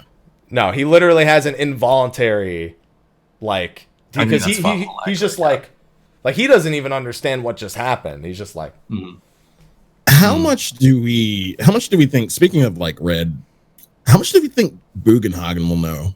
Oh, that motherfucker knows everything. I can't wait to see that old fuck sitting on his floating ball, because I mean that's what it is. The bottom part of his body isn't part of his body. He's sitting on a ball. You know that, right? He's not a giant ball man. I didn't know what I was looking at, to be honest. I'll take your word for it. That 100, I was he like 135 or some shit, I think his birthday is in the game. I don't know. That motherfucker's gonna know so much, because he's not Cedra, but he can communicate with the planet in a way that's unlike any other person, and he's actually a big point in reassuring Red that he cannot stay in Cosmo Canyon, and that his actual calling in life is to go with the party and see their adventure through. That's a major point of his original play. Is he tells Red he has to go with them. He's gonna be Exposition City. He's gonna go ham with it there. He is going to be the biggest, most important point for me in part 2. Because what he says and doesn't say is largely going to shape the expectation for the rest of whatever part 2 is. And yes, I'm assuming part 2 will make it to Cosmo Canyon. I expect part 2 will make it to the ancient city. We'll get to the scene with Aerith's death, whatever the fuck might happen. I don't think it's going to take them 30 hours to flesh out Calm, the Midgar Zalem, Janan, and all this other stuff. I think they'll have it much better paced for that, for the rest of the story. I hope so. But that motherfucker is going to know so much. I need it. Bugenhagen is so important. So people are really worried now that subsequent parts are going to take much larger and more significant tangents. How do we feel about that? Do we think that's likely? Do we think the ending is going to change? Again, we're entertaining this idea of like breaking destiny so that Sephiroth can actually be like properly defeated. Do we anticipate a different ending? I suspect it will still be Meteor. It'll still be Holy. It just won't fail this time. I think there's going to be a major plot change to systematically remove Jenova's element from the live stream. And that is the core goal of it. I'm almost wondering if Aerith's going to aim Holy at the live stream instead of at Meteor. In a sense. I don't think you aim Holy. Holy is just she's like... specifically summoning it to counter... It was... Because the black materia and the white materia are old tools of the Cetra. They specifically use Holy as a method of protecting the planet from Meteor. It's AoE. Yeah. Yeah. So Holy enables the planet to protect itself. That's why in the 500 years later, like the assumption is, well, the planet just decided to wipe out humanity as well as part of Holy. I don't think it's going to play out that way. I don't think Holy's just going to be, hey, stop Meteor. Oh shit, it really didn't. Oh, the live stream's coming. Okay, well, you're fucked anyway. I think some sort of adjustment to the way Holy is actually used as a materia is going to play a large role, and it's not just going to be block the giant meteor in the sky.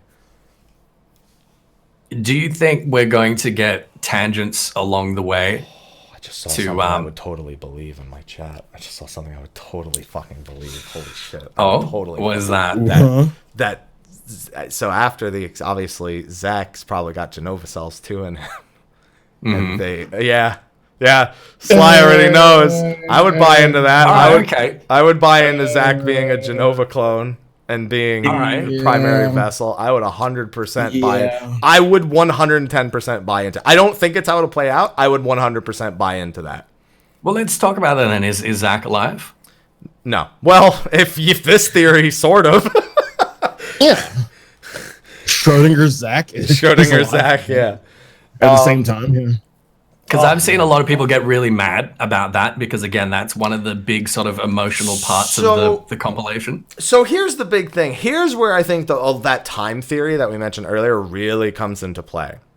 I think no matter what, they were never going to show Zach die here. I think that should not have been people's expectation. I didn't expect them to show those scenes in the first place. Obviously, I don't think anyone did. But I think even after seeing those, I was like, well, there was no chance they were going to show Zach dead here. They weren't going to casually show the passing of the reins of Zach to Cloud, where the Jenova cells kind of assimilate his memories and personality from the moments they specifically spend together. Because that's what ends up happening is Cloud just replaces himself with Zach, but only in sequences where they're both there. So when they showed that was fine and all. I could accept him living that. Honestly, I had 9,999 health there in Crisis Core. I should have won anyway. It was bullshit. So that's realistic to what should have happened. I wouldn't have had nearly that many injuries. And it was fucked up that they forced me to lose that fight. We didn't see the whole scene. No, we don't. We see the Whispers are there, though. And so if the Whispers are there, that means fate's being defied in that moment as it is. Because they should only be showing up when something that's not supposed to be happening is happening. And they're trying to push fate in the direction of Zack dying, which I think is the entire point of them being there. They're also trying to prevent him from ever getting to Midgar, obviously, which is why they complete this around that. It's a parallel to the scene. The big thing is something that is so small, but everyone noticed it because it was hard not to. Stamp. They spent all this game showing us Stamp, showing us artwork of Stamp, showing us... But if you look at the thing, it says Stamp's Champs. Right? Yeah. Which I'm assuming is the name brand of the chips or the snack. But implies that Stamp has an entourage of champs, which may or may not be other dogs. That's possible, but I don't feel like they'd make such an effort to zoom in on a different Stamp. I think that's the big thing. You either have to subscribe. There's one of three things I think you can subscribe to. It's different Stamp, so this is an alternate timeline where Zack got to live. 4 months ago, the Stamp design was different because that's about the time. I think it's about 4 to 6 months is the difference between Zack's death and the beginning of Final Fantasy VII because they were locked away for almost 5 years in the laboratory, and then they break out in the later half. And theory number 3 is what you just said, where it's just like they had another, whatever. They got champs. Yeah, or that, there's a bunch of different like representations of Stamp. Look, okay, so my main thing about this, people got so mad because they just... Okay, this is the problem. A lot of people are mad about the ending, and they're mad because of things that they're assuming. They're mad because they see that and they assume that there's time traveling bullshit. They see the Zack bit and they assume that Zack is still alive. Yeah. Zack, like originally in the time frame, he like drags Cloud away after this big battle, and then another 3 soldiers show up and shoot him in the back. Yeah. As it starts raining. Yeah. Which I think is directly called upon in the very final scene of the game, and I think they kind of want people to recognize that. Yeah, but in that final scene, like, yeah, he's dragging Cloud away. It hasn't started raining yet. The storm clouds gathering. I feel like, I don't know, we might even see the next part of it. That's great. There's a little detail. I love the way they did this. You can find that same bag with the current Stamp in Jesse's house when you visit. Oh, really? I love that they did shit like that. I love that there's things that you can... Because obviously I didn't know that before this moment. Because I've generally avoided like reading the conspiracy theories before this discussion because I did not want them to shape how I felt about. And this is why, because if I had seen that before coming onto the show, would have 100% changed all of my like initial discussion points and shit. I think this is another case of us. We shouldn't jump to conclusions, Yeah. And you're still going to. Look, I think it's cool to speculate. I think it's really cool to be like wondering from now until the next part, like, oh shit, is Zack alive? And who knows, like maybe the next part will even open with like the rest of that scene and Zack dying. I don't know. What I don't understand is how people take one interpretation of this speculation and they're like, oh, Zack is alive, or Sephiroth is time traveling, and they get so fucking mad about it. Yeah. When it's like, it's so vague that you could not possibly take it like for given that that's what's happening, right? Right. And I think that's really the point of this, because they knew what was going to happen. There's no way they couldn't have just been like, yeah, everyone will be like, great. They're done. There was never a chance of that, because they needed it to have cliffhangers, open plot threads, but also have a finale. So it's all over the place with all the theories, and no one can say anyone's wrong. That's the only thing that gets me upset. It was people say no because of this, because this is the internet as a whole. If I want to prove anything, I can find, it doesn't, not even about 7. I can find information that supports what I believe. That's just how information and deduction works, especially with the power of the internet. I firmly don't believe any one thing is entirely right, but none of it's wrong. And I just want to speculate and have other people speculate, disagree with their speculation, and them disagree with my speculation. And we can do that, and that's a thing. But the truth isn't in there. The truth, whatever is like real, whatever is happening, it is not in the game. And it is so deliberately not in the game because, again, they want us to talk in circles around it for the next 2 years to generate hype for the sequel. And we're going to buy the game. We're not going to be sure what happens. And it's going to be effective. Now, I know how we're going to feel about this, but Sly, you haven't played Final Fantasy VII, the original, past Midgar, in over 20 years. Yeah, on like my Steam playthrough was like maybe 3 years ago, and that's where I stopped. And you stopped at where part 1 ended. Ironically enough, you stopped literally at the same spot. This cannot all be how you feel. None of this can be how you feel. Well, all of what Ethys and I are fucking nerding about cannot even remotely begin to be what you feel right now. Nope. So while we have given you zero opportunity to talk because we never want to shut our fucking mouths, I need to know what you subscribe to, what you don't subscribe to, and why. Badly. Because there's so much interpretation of this that I just need to hear it from somebody who hasn't had weeks to absorb it.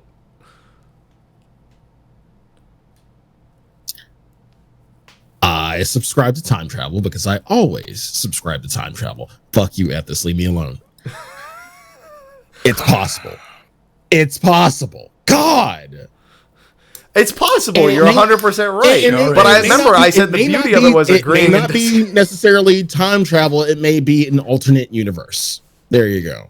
Alternate timelines. I accept alternate timelines. I just don't believe Sephiroth went back in time. I don't believe that. But isn't that generally what an alternate timeline is? Going back in time to no, because you can change the future without being from the future. You just said that it doesn't have to be time travel, but it has to involve Sephiroth time traveling. No, I said that, and then he corrected it. No, he was just he was just saying that having an alternate universe, having an alternate timeline, should be with implies time travel. Yeah. I'm just saying you can see. This is what I mean. Like we can have this discussion. He can believe that Sephiroth's from the future. I believe that it's an alternate timeline based on Sephiroth seeing the future, not being from there. You just don't like Time Lords, do you, fucking Ethys? I fucking love Time Lords, dude. I absolutely love them. I really, really think that this is the same story as the original. That in the same way that we went and hung out with Jessie for several hours and, stole her from her catatonic father and, listened to everyone having pizza with her mum. They fleshed out her character. They fleshed out Cloud's character. They fleshed out Sephiroth and Aerith's character. Yeah. It's just giving us more of the same story. But ultimately, it's the same story. Yeah. There's also this theory I don't subscribe to, and I'll let you get back to yours in a second, that just because he has his wing, it's Advent Children. It's like they know how much of... You know how much of a hard-on they have for the literal one-winged angel for the last 23 years? That is... I don't immediately buy that being... I mean, again, I can't say that it's not true, because it could be. Because we know that Crisis Core, and I'll talk about that in a few minutes, is 100%, not all 100%, somewhat canon, the events of Crisis Core. Obviously, they largely discuss something that's not really up for debate. Yeah, but his wing is his trademark, so I don't subscribe to that. I don't subscribe to it having anything to do with Advent Children. But they were, again, Nomura directed Advent Children. Yeah. The game is full of nods to Advent Children, whether it be locations. Yeah, the choreography, locations, the soundtrack, the fucking bike segments. It could still totally be I won't rule it out. It's 100% possible that it is direct in reference to Advent Children and it's playing into that being part of the canon and it's relevant here. 100% possible. But it's not self-evident. It's not. I don't feel like it's self-evident, right? Okay, so Sly, back to you.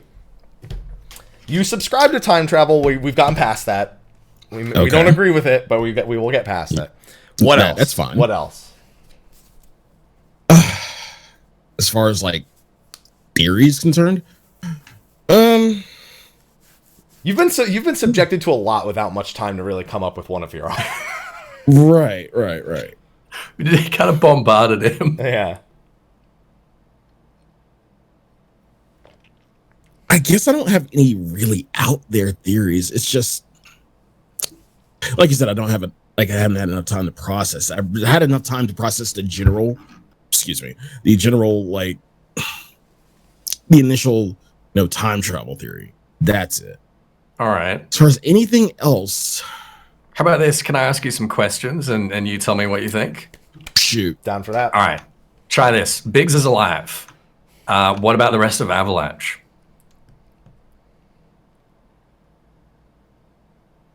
Wedge, yes. Jesse, no.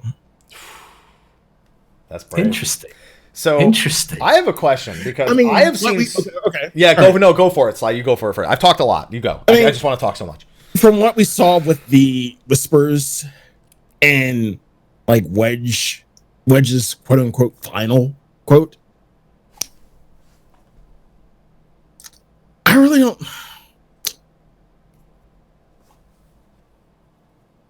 I don't subscribe to Wedge not being there. Like, I subscribe to Wedge altering events in certain ways, yes, but him not being there completely, I don't subscribe to that. I mean, yeah, we've seen that Biggs is alive. However, I think that'll get corrected. I think a few things, because of the whole timeline thing, a few things are going to get corrected. Sacrifices will need to be made later down the line. I'm not sure how. It's just a feeling I have. Okay, that's fair. Okay. I have a question for you. The gloves and the headband on the desk next to Biggs. I have seen so much back and forth on if those are Jesse's or if those are Biggs. Yes, they're Jesse's. I'm saying no. I know because people have been back and forth saying no, they aren't Jesse's. Yes, they are. Like there are people who say those literally aren't what's on her, and people saying no, that's literally what is on her. And when we have a fucking clear vision of it, it's kind of weird to be at odds with that. Mm-hmm. So so you think she's dead, but you think those are hers? Those are hers. Like, I think Biggs got up. He's like, all right, I'm awake. Oh, plate's falling. Let me just head upstairs real quick. Yeah, and that's the question. Who got Biggs the fuck out? So there's actually a chat theory that says that that's actually still from the alternate timeline that Zach's in, but it just didn't go as poorly. Listen, I can't go against that because such a mess. I can't go. It is, and that's a big reason why this has been such a problem to discuss. You can't have cutscenes in the Final Fantasy VII remake that are not canon to the Final Fantasy VII remake. That's just too much. I firmly believe he just lived because here's the thing. I agree with Sly. I actually think Jesse's dead. I'm confident Wedge is alive, and we know Biggs is alive. Yeah, I'm confident because. They're not gonna off-screen him like that. Come on, man, you can't do that to my boy. It's because some people are saying that they were saving him from being killed by the gunner. I was like, they're not gonna save him anymore. He's not supposed to be alive. Yeah, I think they did like drag him out a window or whatever the fuck they did there. Yeah, I wonder if he's just gonna like not be able. Like they're gonna he's gonna be like there's a character from a movie that just literally won't die, and it's not Austin Powers. It's. There's another like movie or franchise where there's a character that just that you keep thinking they're dead. Not the Black Knight. No, not. I'll bite your legs off. I'll bite your ankles. No. I can't remember it. I mean, there's a lot of characters. There are a lot of characters like that. There's Wild Dog from Time Crisis. There's It's a trope.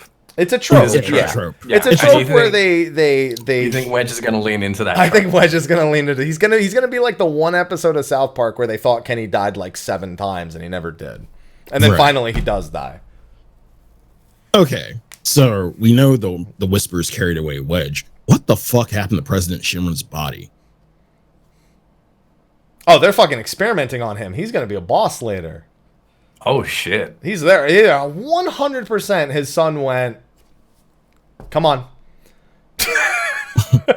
110% Scarlet is looking at that like, and Hojo are looking at that like, that's an experiment waiting to happen right there. Okay. Fair. I feel very comfortable in that little prediction right there. Okay, so present another thing for Sly, because we got off on that topic. I'll give you another question. Okay, so we know that the continuity of the compilations have been broken, but not the lore. Right. What other aspects of the compilations do you think they could bring in if you've played them or if you're familiar with them?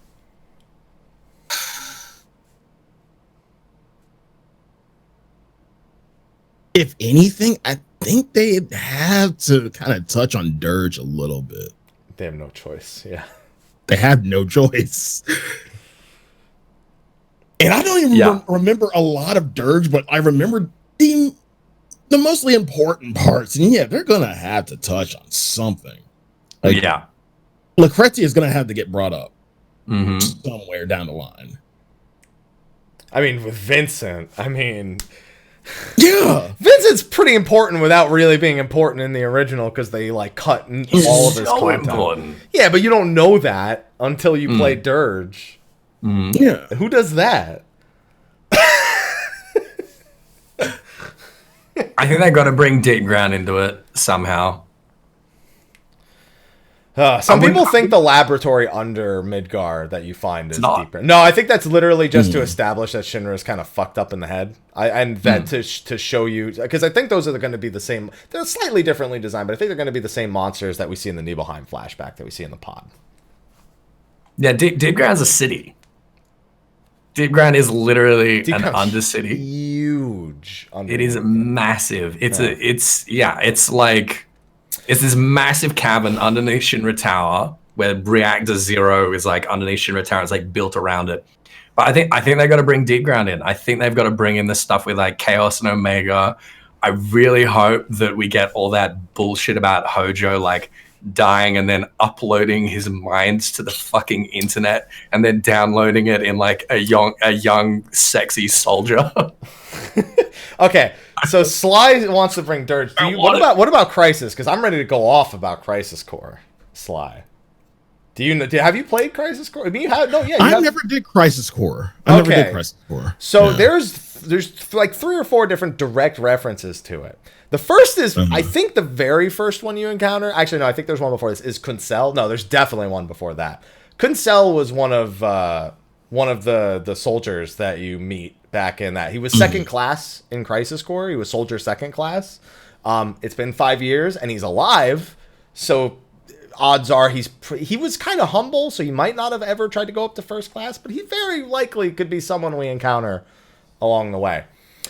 The big one I want to talk about, because there's a little bit of mismemory with some people, but I think that it doesn't really matter how you remember it, because I think it pretty much confirms my worst nightmare. Hojo mentions looking for a mate for Aerith and enlisting members of Soldier. And he specifically mentions S and G type soldiers. Now, I'd like to remind everyone, G type is not Genesis type. Genesis was born from Project Jillian, who was injected with Jenova cells, and Angeal is part of the same project. It is a much faster rate of cellular degradation than the S-type soldiers, which come from Sephiroth. So that is a big thing. But the fact that it's even mentioned means it exists. If Project Jillian exists, it's at least... it's highly probable Angeal and Genesis at some point existed, because it's literally the project that birthed those 2 soldier first classes. And I hate it, because I fucking hate Genesis. I hate it. You're not a fan of Gax? I don't give a shit what J-rock star they wanted to model him after. Doesn't mean you can't. You could have actually written him into the story. Cutscenes of Crisis and seen Genesis, and you've probably seen the same scene everyone else has seen. Chapter 1, Loveless. You remembered. How can I not when you beat it into my head? That little fucking scene. That's no way to talk to a hero. I hate it. I hate it so much. He's gonna be in it. I feel like there's no reason to bring up G-type soldiers from Project Jillian. if you're not going to bring Angeal, at least Angeal into it. But I have a feeling they're both. I think they're going to completely redesign Genesis, because the big problem with Genesis was that they need Gak's permission to ever do anything. And he won't. Like, he literally won't. Why? He just doesn't want, because they need him. And he is him. Yeah, I know. It's his likeness. It's his likeness. And he just doesn't agree to it all the time. He just doesn't agree to it ever. Huh. Anything that directly uses his likeness in such like a discernible manner is such a legal hassle for them to do. They just never did anything. I think they remake Genesis. I think he gets a complete redesign, but I'm 100% sure he's going to be in it. And I hate it. I hate it. I hate it. I hate it. I hate it. I hate it. It's so stupid. He's so stupid. I think, Genesis and like the Deep Ground soldiers are so Kingdom Hearts. They are. They really are. And they are I feel like the new era. But look at the fucking Whisper Harbinger. That's so Kingdom Hearts too. Yeah, that's true. But that's such like a peripheral thing. Like, we've done that. We've dealt with that. It's not going to come up again. But I feel like if Genesis and Deep Ground get introduced, they're going to have to be like quite salient, and it's just going to inject that sort of cringe Kingdom Hearts cheesiness into what so far has been like a very kind of like grounded and kind of, I mean, a realistic depiction of this world. I hesitate. Okay, to of say the world is a way better way of putting it. Yeah, I mean, like aesthetically. I'm just saying, like aesthetically, it seems like that would be so incongruous to what has been established. And you know what? As much as people like to draw the comparison between the Harbinger and Kingdom Hearts, bro, that's just the first weapon we're seeing. Because the weapons are literally created by the planet to defend it when it thinks it's being threatened. And the Whispers are literally that. They're like weapon type 1. And that motherfucker's just, that's the first weapon, so I hope you're ready to fight the rest of them. I don't know. That's a fair point. I mean, it's a fair point, but I don't know. I mean, the weapons, design-wise, I don't know what they're going to do with the weapons. But the weapons, like you said, the weapons are, how would I describe it? It's basically what you said. They, like, once, things happen, when certain things happen on the planet, the weapons, appear. Yeah, and the core, and I think fate being defied is up there in the planet's concerns, given the Whisper. That's just fate. That's not the planet itself. But the fate is the will of the planet. We established that in this game. Yeah, I think Mike's right. Yeah. I mean, the weapons are kaiju. Fate was a kaiju. I think that's. You just read that out of chat. You read that out of chat. Right? Did chat say the weapons are literally right there? Weapons will be kaiju fights. No, I actually didn't read that. It was so well timed, like within seconds of it. But I mean, that's basically what they are. Like, that's how they sort of present. Yeah. Yeah, I think Mike's right. I think we just had like the first weapon fight ahead of time. And now I wonder if we're going to be fighting Omega at some point. I think the weapons are going to be a completely different monster, figuratively and literally. I think the weapons are like the perfect amalgamation of the planet as a whole. And I think they're one of the biggest elements with which to look at the current events and see kind of how it isn't actually as far-fetched almost as it seems that the Whispers exist. I look at the weapons as kind of the blueprint model of the Whispers in a sense, and that they are way more threatening in terms of like a physical presence, whereas the Whispers are to most people a way more subtle preference.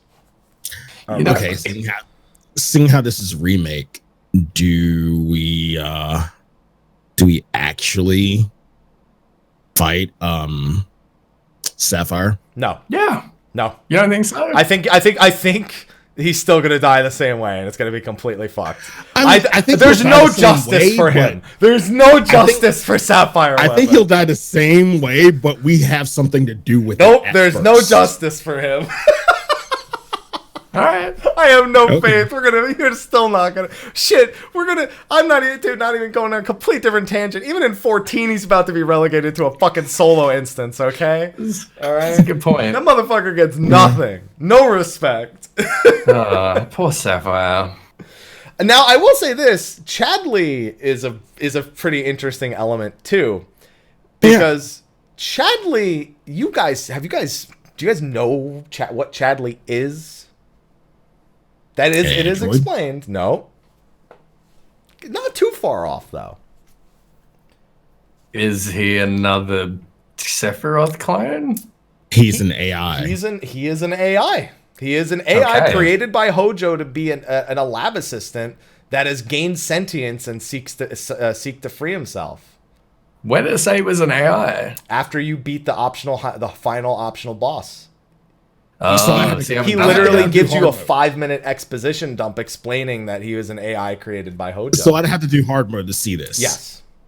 Okay. And you want to know what Cloud's response is? He goes through like a 5-minute explanation of what he is, why he enlisted Cloud. He's like, you're a being of infinite potential, and through analyzing data of your combat capabilities, I was able to free myself, and now I actually... Cloud's like, I don't care. No, Cloud, Cloud literally says this. Cool.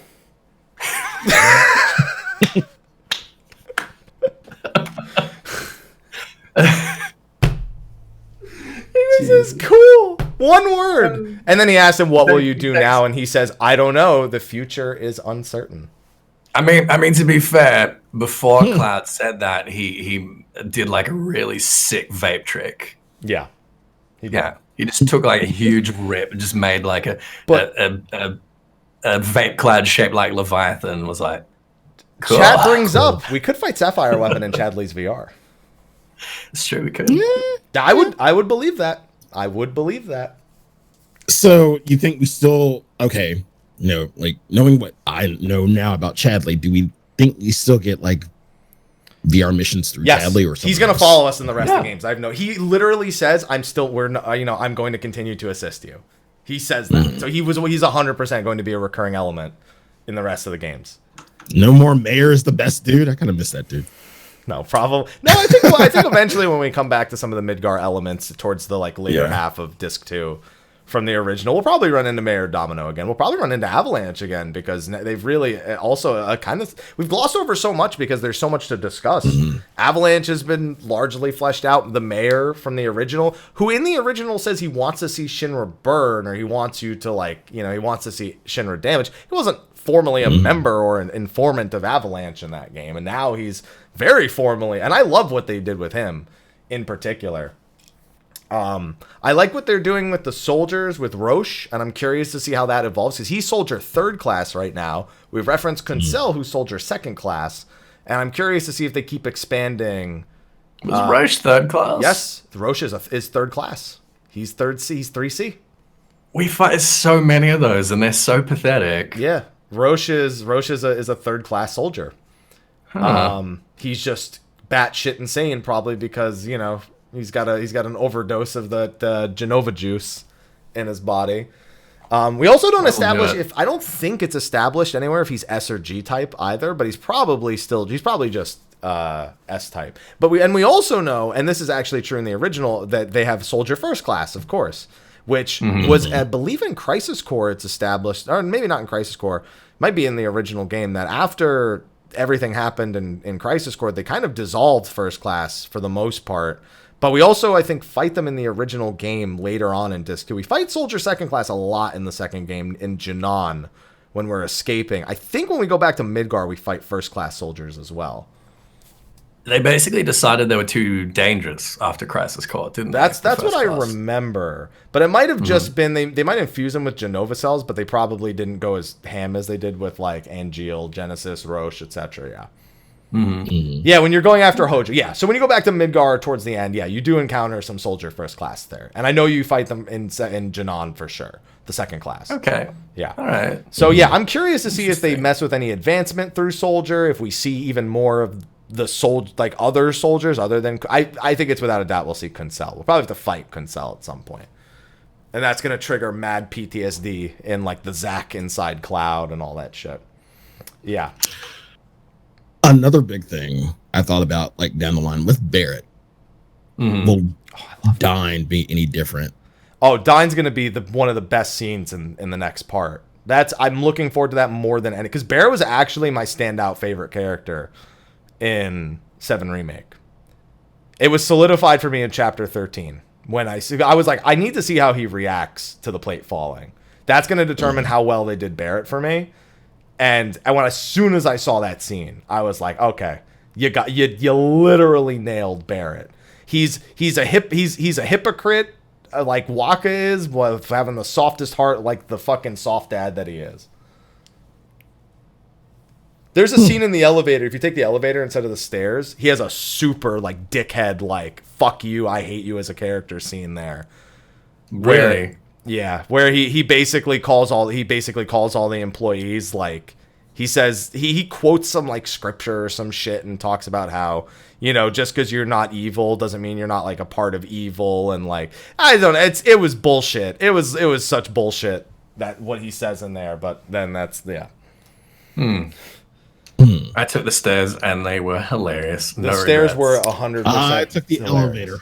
elevator. The elevator. So you heard him say that shit. Yeah, I remember. Tifa's like, oh, they're just normal people living, you know, just trying to. That was make after it Cloud almost sliced the worker in half. Yeah, Cloud's like, yeah. Doors closed. Yeah, I couldn't stand him in the elevator scene, which is the canonical scene. It's canonical that they take the elevator. The stairs is a hilarious reference. Yes, they even tell you later when you meet Mayor Domino, even if you didn't take the elevator, he references the scene in the elevator where he says you scared the secretary half to death. That's the scene that Sly's referring to, where somebody opens the door and Cloud goes to like cut them in half and then stops himself. Yeah. So I kind of wish I took the stairs. Stairs are fucking hilarious. I can't wait to see GDQ stair speedrun races. I can't wait for stair percentage, stair tech. I can't fucking wait for that fucking bonus incentive for fucking GDQ, because I'm going towards fucking stair percentage. Oh man. It does seriously take like 12-15 minutes, doesn't it? I'm so glad I took the fucking elevator then. I can't wait. I can't wait. And then, man, how many other fucking things? There's so many things that are like included in this that it really is like a standalone. Like it's hard to argue against it being standalone, even knowing how much more there is. For me, at least, there is. Because the more I talk about it, the more like excited I get to talk about it. The more other things come up, and it just blows me away that I can even have a discussion about a game that's 23 years old with uncertainty, because it's now being redone and everything. Well, not everyone's happy about that. I'm aware of that. Which I think is so interesting. I mean, I don't think it's wrong to be upset. I think it's very right to be skeptical at the very least. Okay. Yeah. I'll tell you where it's wrong. I'll tell you where it's wrong to be upset, like objectively wrong. Okay. This is a segue into a segment. All right. Last show we looked at Metacritic. Okay. And we found some gems there. I want to do that again. I'm calling this segment Metacritic. Metacritic. Final Fantasy VII Remake. It got 88 for critical scores. And Animal Crossing, when we referenced this, get like a 50-something? Oh, no, this was in the user scores. Show me those user scores. No. Yeah, it was in the user scores. So critical scores were 88. User scores were 8, which is very, very positive. Like really, really positive. I thought you meant 8 out of 100. No. 8 out of 10. Okay. 8 out of 10. But there were some very, very beautiful gems here. So I'm going to read you just a handful of them, and I'm going to let you guys react and tell me what you think. Okay. All right. First one. This is from user Ziki Peak. The game has no textures. That's impossible. They said the day one we'd have patches to fix. Nothing. All lies. It is a shame that a game of this importance emerges without textures. 0 out of 10. Did you guys know that the Final Fantasy VII Remake is actually just a text-based adventure and that it has no textures? Well, so that's definitely a reference to the fact that there's a lot of popping as things are loading in. So a lot of people wonder why there's there's so many slow walking sections. It's the game's actually loading. It's in sections where there's one continuous screen. It's the equivalent of loading. And because of that, if you go through it quickly enough, the PS4 doesn't process it fast enough to load everything. So you end up with, especially in Chapter 3, there's a lot of doors that don't have textures. Because of that, as you go through later parts of the game, there's a ton of points you load in and there's lacking textures. So that's probably what it's referencing, but there isn't no textures. No, and I don't ever recall them mentioning no a day textures. one patch. I think everyone just there's no expected textures, one. and it's 0 out of 10. I love that. I mean, I noticed that as well. I think it's going to perform a lot better on PS5 and PC. Obviously, there was a huge discrepancy between like the facial rigs of important NPCs and just like background NPCs. There was like a lot of weird stuff like There was a lot of weird stuff like that. Hey, Cloud, you're gonna help me with that over there? The JPEG skyboxes, they kind of bothered me a little bit until I realized that it seemed to be a reference. Like, yeah, it's a reference, exactly. It's like a stylistic reference, which was really cool. But that's a 0 out of 10 for this one. Oh, yeah. All right, this is from Jake Tavernia. Do you remember that part in the original game where Sephiroth kills Barrett, then Barrett resurrects just like Jesus Christ? Yes, you're right. That part doesn't exist in the original game, but in this remake, it does. Now imagine what other kinds of atrocities were added in the remake. For example, a Kingdom Hearts boss, 0 out of 10. Did you guys know, and this is crazy because I didn't realize it before I read this comment. Did you guys know that they added the Kingdom Hearts secret super boss Sephiroth into Final Fantasy VII Remake? Why is only Jesus Christ? I don't remember when Jesus Christ was hung from the cross, left in a cave, and then was carried up by a hooded whisper 3 days later. And you don't remember that part in the Bible where Sephiroth appears behind him? And... You don't remember reading in the Bible? Yeah. So, and the funny thing is that actually is a very meta scene. There's a lot of discoveries that have been made, either looking at the files or looking back at interviews about the original game. And there's a lot of details about the original where, for example, only the 3 original characters were supposed to survive. No, everyone else was supposed to die. Barrett was actually supposed to be killed, and originally Aerith wasn't supposed to die. Tifa was supposed to be the one who dies. So there's a lot. They made a lot of directorial decisions early on, and with so much of the original staff being on this, including the original lead writer, I have no doubt that they've taken the liberty to kind of live out some of those memories without actually like changing certain scenes. I did find that Barrett moment kind of weird, and also fighting Kingdom Hearts boss Sephiroth in a fight, that was weird. That was strange. I like the secret ending is Tifa getting her letter to be in Smash.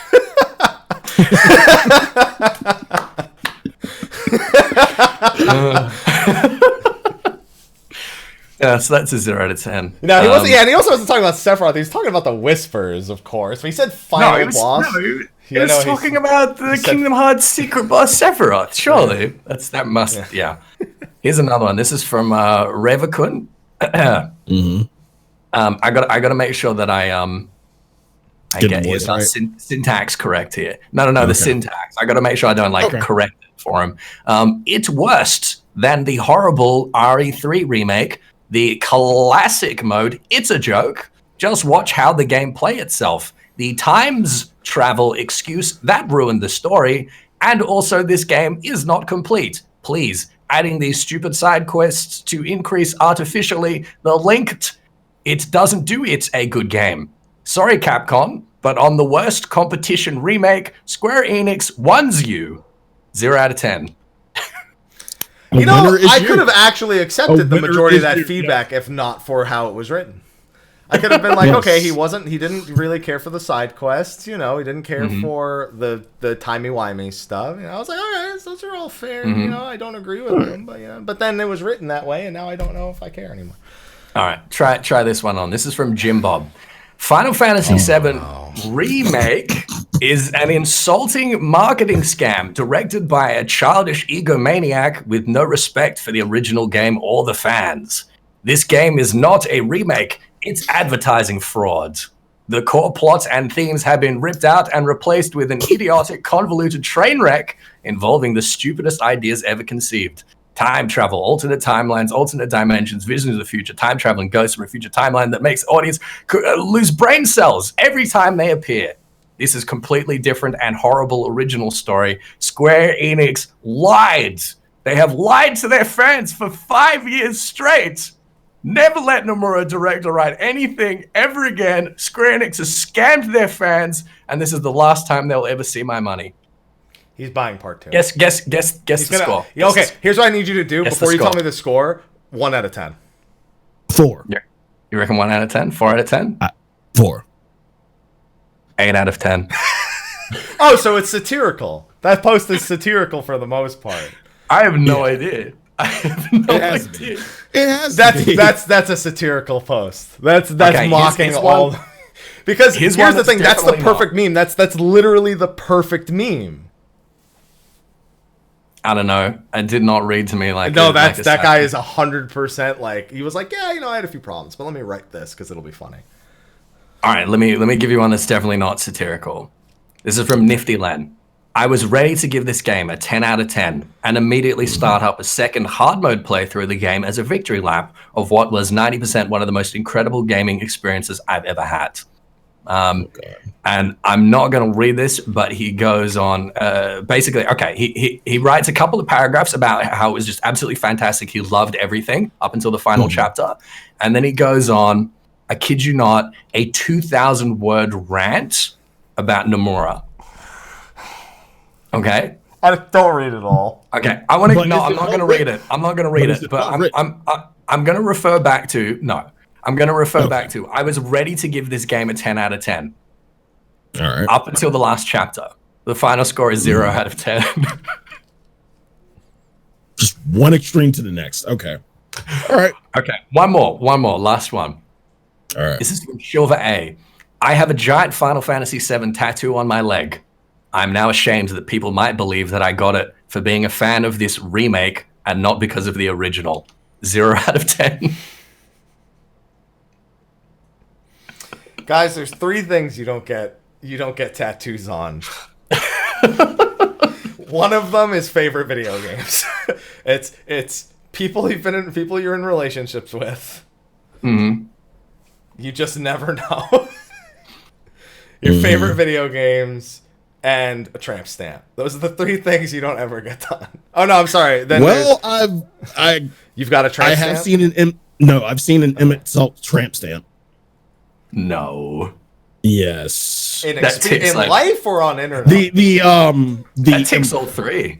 Man, FanFest was way wilder for you than it was for me. No, I've seen it on Twitter. Like, I had to find it, but yeah.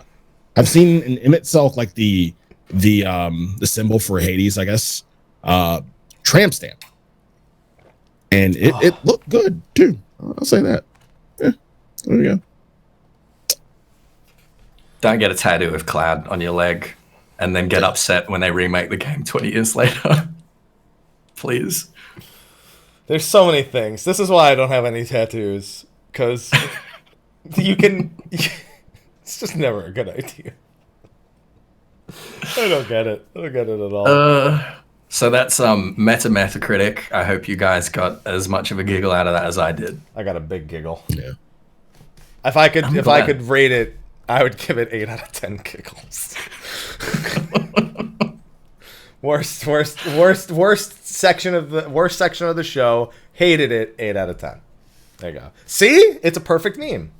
It is a good meme. I honestly didn't read it that way, but it is a good meme.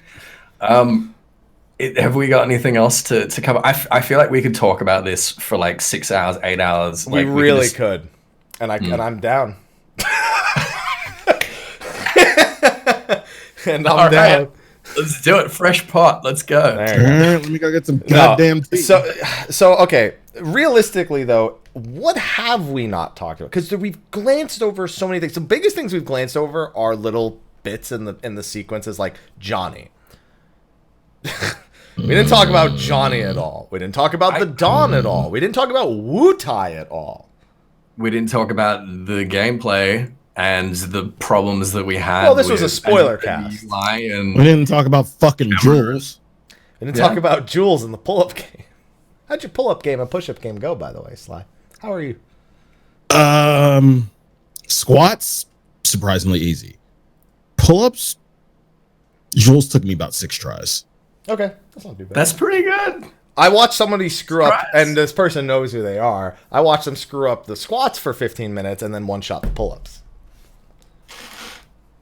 What? That person knows who they are, and there are people in my chat who know who that person is. Because they said they didn't focus on the squats, and they fucked it up. And then for the pull-ups, I learned my lesson from the squats, and I'm 100% focusing on the pull-ups. What the fuck? That was Tequila. That was Tequila who did that. I watched him. Shitting me. Yeah. Yeah, no, he one-shot the pull-ups. He did a really good job on the pull-ups. Oh, man.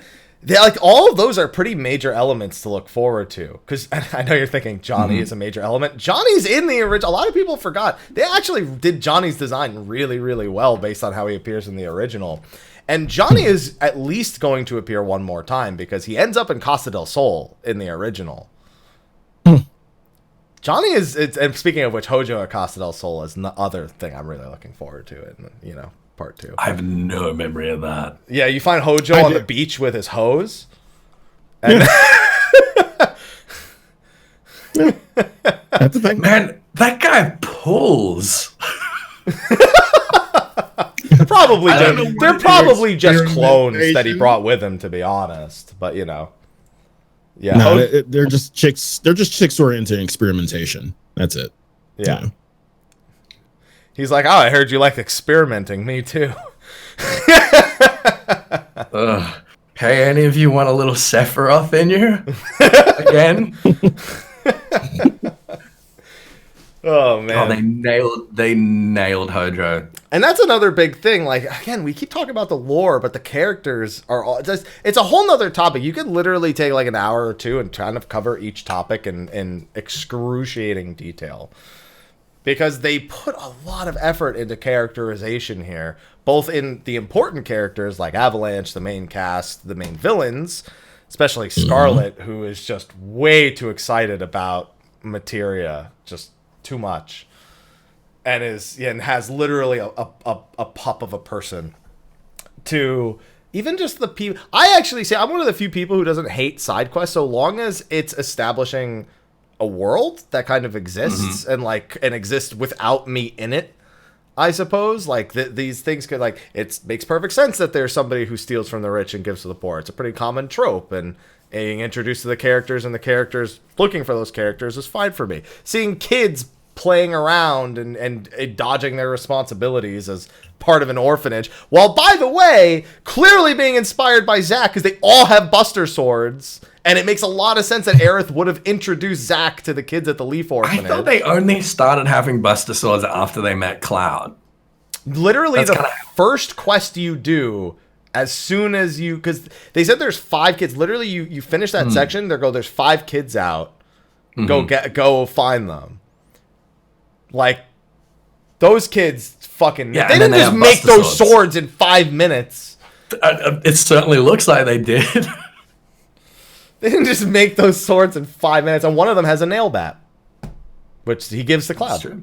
Yeah, that's true. So I have no doubt that they're inspired by Zack, and that Aerith in this canon would have introduced Zack to the Leaf Orphanage.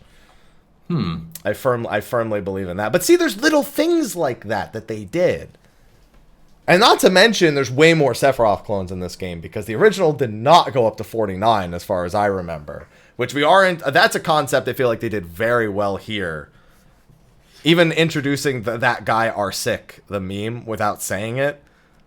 I loved that they had that guy are sick, and they used it to refer to one of the clones. This guy are sick. Yeah, this guy are sick. We didn't meet them all in the OG, but I don't think we ever saw that high of a number. Now, the orphanage teacher who wants to be a dancer at the Honeybee Inn. The Honeybee Inn as a whole thing was fantastic. I don't know where Cloud learned to dance, but I'm assuming it was part of his soldier training, or Zach knew how to dance, and now he knows how to dance. Oh, it's crazy how, like, all these things, like, come together when you really think about them. And that's why I could talk about it for so many hours. Oh, yeah, and everyone wants me to talk about Hell House. Hell House was phenomenal. Fun. They did a really good job with... Because I had one declaration before 7 Remake came out. One. Okay. If there's no Hell House, they failed me. Really? That was your declaration? They certainly didn't fail you, did they? They certainly did not fail me.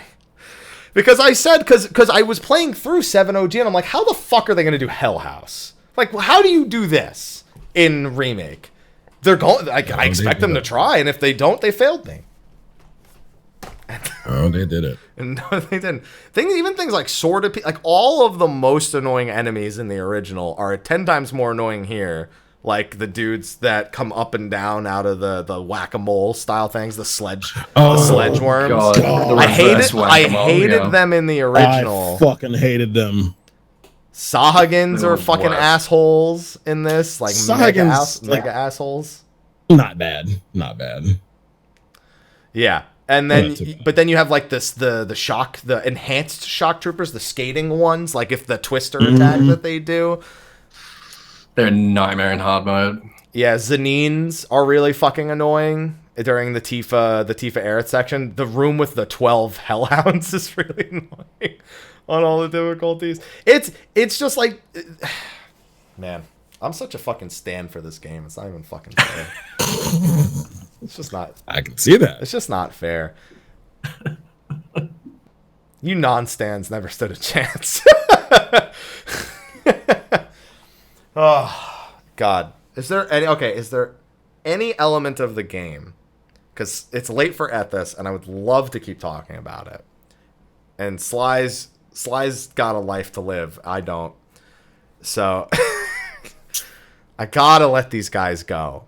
As much as I really don't want to. Triceratops. I mean, that's a thing. That's going to be a boss. I have no doubt now. I know Triceratops is going to be a boss. I can't wait for it. Yeah. Yeah. Are you trying to remember what that is at this? Triceratops? Yeah, I am. It's a giant Triceratops that's a tank. Oh, yeah. Yeah. Most commonly known for being morphable. What happened? Oh, really? Yeah. In the original, they were the #1 source of early game morphing into strength sources. Really? Mm-hmm. You could have 255 strength by the first time you get them if you have enough patience. Yeah, I remember this guy. I'm seeing him now. Yeah. Yeah. Yeah. I really like they didn't shy away from like the kind of silly camp parts. Yeah. Yeah. Yeah, exactly. The absurdity of everything in this game. Love it. And I'm not a big 7 fan. The original 7, I'm not a big fan of. No, I agree with you. I mean, like, when it was first announced, I was like, why 7? Like, it's not the best Final Fantasy game. It's not the most commercially successful Final Fantasy game. Like, why? I'd say it's the most iconic one. It struck a chord. Yeah, it struck a chord with a lot of people. And it's the most iconic, I believe. Yeah. It totally makes sense to me now. I think a lot of it is also like it's the one that most deserved a remake just because it's the one that has aged the poorest in a lot of ways.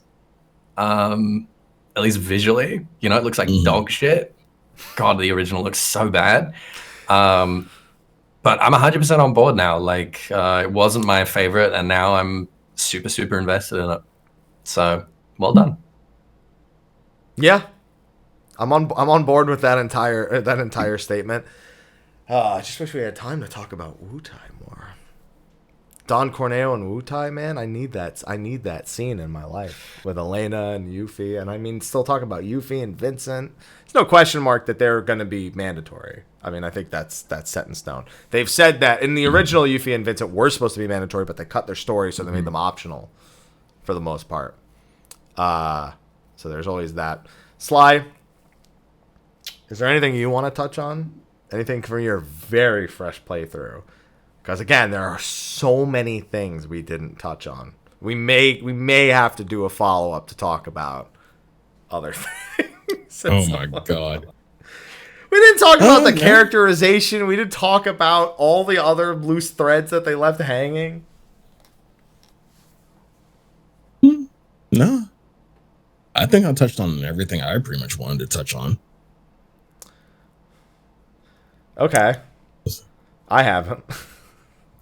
I know you haven't. Yeah, like then there's also like more gameplay related elements like Ethys brought up, like will our character power transfer over?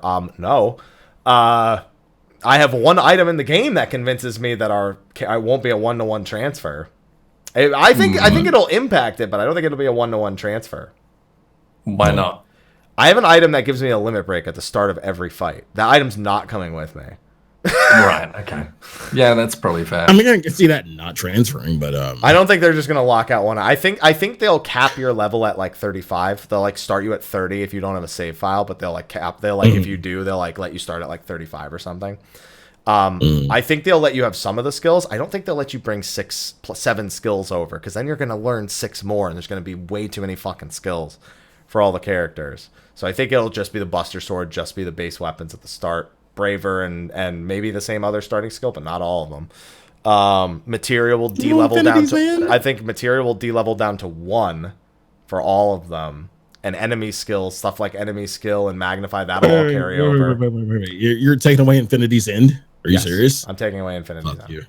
How dare you, sir? No. How very dare you? Some people think it's going to be Yuffie stealing everything, too. And I'm like, no, because we get it back from her originally. Yeah. That would be so good, though. That would be so funny if they did that. Yeah, and she wouldn't even sell it. She would just give it to Wutai, so we'd still get it back. That's her whole thing. She's trying to steal, so, you know, to empower Wutai. So I think there's going to be a lot of stuff squished down. I think that them stopping at 50 is indicative that stuff will carry over. But it also feels like why would I leave Midgar at level 100? You know, like I also feel like some of it's just playing to the point in the game we actually are, and it's not entirely indicative of like a 1-to-1 transfer. But we'll see. What else was there? What was that slide that you were about to say? Nothing. I thought you were about to bring a point. There was something somebody brought up that I very much felt personally attached to. Oh, the start of the next game. I think we start the next game in the Nibelheim flashback. It's literally going to be the start in the truck. It's bouncing up and down. It's on the path. And the first spoken word is going to be Sephiroth. This is your hometown, isn't it? And that's just going to be how Cloud remembers it, not how it actually happened. But that's not because Sephiroth doesn't say that in the original. Zack says it to Cloud in the original. But I think that's where we start. It's going to be just literally look up Sephiroth. Hey, what's up? We're going to start in the back of a truck, okay? Yeah. And we're going to literally play through the whole Nibelheim flashback as chapter 1. Yeah, we're going to be sitting in the back of a truck. We're going to look across to Sephiroth, and he's going to say, hey, you're finally awake. And then Skyrim's going to pan across the screen. Yeah, but so many people made that joke. So many people make that joke when I say that. Oh. So many good things. All I want to say is I'm glad that we get to have these discussions and speculation for the next several years, because here's the thing. Final Fantasy VII Remake has not just given a remake, whether people like it or not, to the community. They've given us literally the most important topic for the next several years of our lives, whether you like it or hate it. In the gaming world.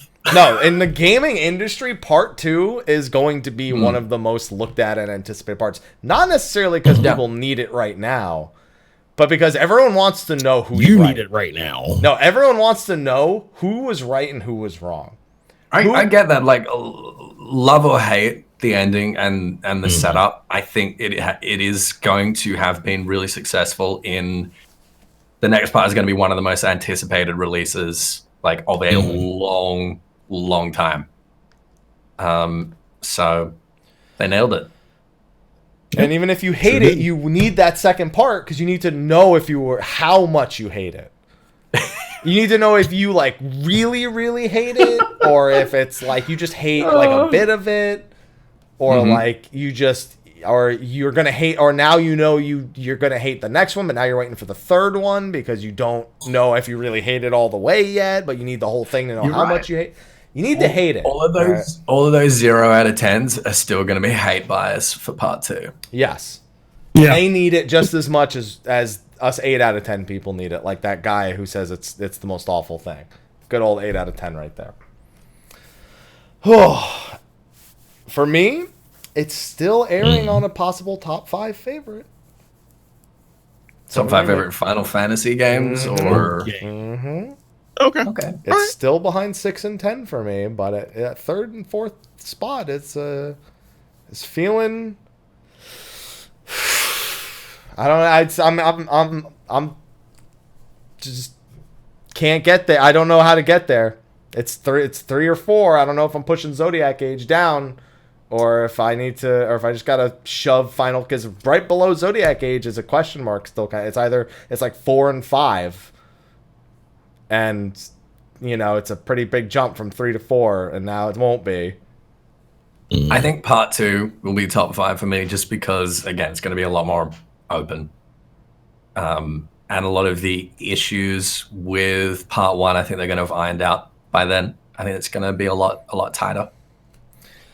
I think it's going to be 3. I think I like it more than Zodiac Age. Zodiac Age is a way longer game. I also don't like the original 12, which still kind of hurts Zodiac Age to this day, because it's still built on the original 12. That's fair, I guess. Yeah. Now, but I got to judge part 2 separately. I think I have to. They told me that I can judge them all as standalone games. That's all I'm saying. I don't know about that. Me neither. How will we judge this? How will we judge this once it's all said and done? We have all the parts. It'll be directly compared 1-to-1 to the original, and every scene and method and choice and everything. Now, if they start remaking all of them, I'll make a separate category and call this the remake category, and then I'll just start judging them from there. That won't happen, or I'll be dead by then. But Do we think that they will? Do we think this is going to set a precedent for remaking other ones? No. I hope not. No. I don't think they really ever hope remake not. another Final Fantasy after this. I hate to tell you guys. 1, maybe Final Fantasy 1. And they've already remade 1 like 5 times into different like 2D formats. But just because of it being like a logistics nightmare. I just don't think they ever put that much of a strain on a project on a past expectation again. I think they don't remake 6. I think they don't remake 8, 9 ever. I don't think they do it ever again. I think the closest thing you'll see is I think the closest thing you'll see is like something that's like a graphical update, but it's not this. Like the way you could compare, like there's Final Fantasy 4 and like 11 different platforms or some shit. Like they remade it. They didn't just port it most of the times, but we wouldn't call those remakes. We call that, that port has like, it just wouldn't read the same way. Yeah. I don't think they ever remake these ever again. Not to this degree. I honestly hope they don't, because as much as like I love what they're doing here, I think it's nice to focus on original stories, And I still hope that the secret project Yoshi P has is Final Fantasy 16. Still tinfoil hat theory about that one. Everyone thinks it's another MMO. I'm like, nah, dude, I'm telling you. It's gotta be. It's gotta be Final Fantasy 16. No other universe exists for me. I just don't think they'll remake any other one. That's it. I think they're done. They can say all they want to be like, oh yeah, we'd love to do that. We'd love to do this. We'd love to do that. Yeah, they'd love to. Nah. Just because one person's saying they want to. I mean, originally when they remade 7, I think Katase said 6 and 8, and then like somebody else said 5, and then I think one of them said 1. It's like I still don't think they do it. Yeah. That's it. That's how I feel. So with that, I'm gonna let both of you gentlemen go, because I would love to spend about an hour talking about the characters, and I don't think you guys are gonna be down for that. But fortunately, I have some other things that distract me from that. including another recording after this, Trials of Mana, Kakarot DLCs on Tuesday, and then Xenoblade Definitive Editions next month, and PSO2 PC is next month. And then I feel like there's other things, but I don't know. And we've got State of the Realm on Wednesday this week. Not Tuesday, guys. Sly needs off on Tuesday. He's got important things. It is important. Yeah. Yeah, it is. So we do it on Wednesday. Simple. Yeah. And that'll be live letter show on Final Fantasy 14. I'm so excited for that. That's going to be a great show. Ooh. Yeah. It's a good live letter.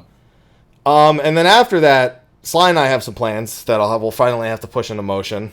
So we sure will.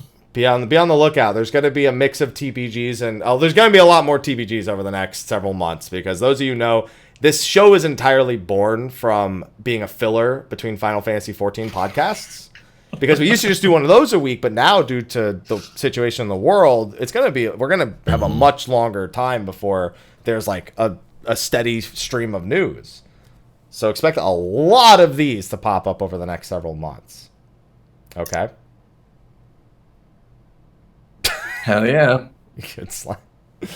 And with that, that's TBG. Almost 3 hours long. TBG number 2. Talking about game. Talking about game. The whole game. Yeah, but parentheses S compilation. You know, all that good stuff. And thank you, gentlemen, for coming on. Before I let you do your outros, we have to thank our sponsors again. We got to thank, of course, SteelSeries. We thanked them at the beginning. 12% discount code, Mr. Happy 12. Sponsored the show. Don't do it, Ethys. I hate you so much. We got to thank them. Appreciate them. Enter the giveaway under the YouTube video. There's that every month.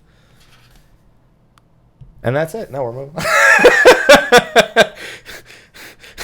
No. I'll suffer this. I'll suffer you for them. Do it. All right.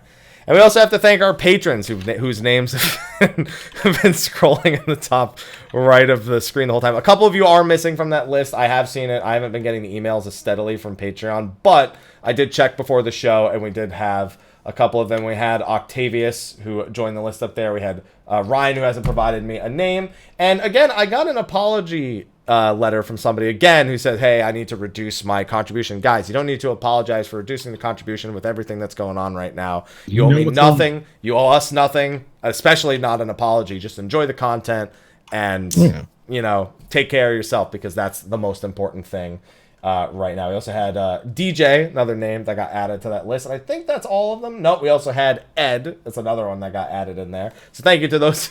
God, I just tabbed back. Thank you. Chat. To those new patrons, and of course our patrons of Darkness, Khuja, Cross-on, Jenova, and Kurenai Oni. Now, OBS has been a little funky, so I'm kind of afraid to change tabs. I don't know what's been going on with OBS, but window captures. So I'm kind of nervous to try and tab over to Don't do it. Don't do it. Don't do it. I can always add it in post, I suppose. Yeah. I can always add that and post the images that they provide.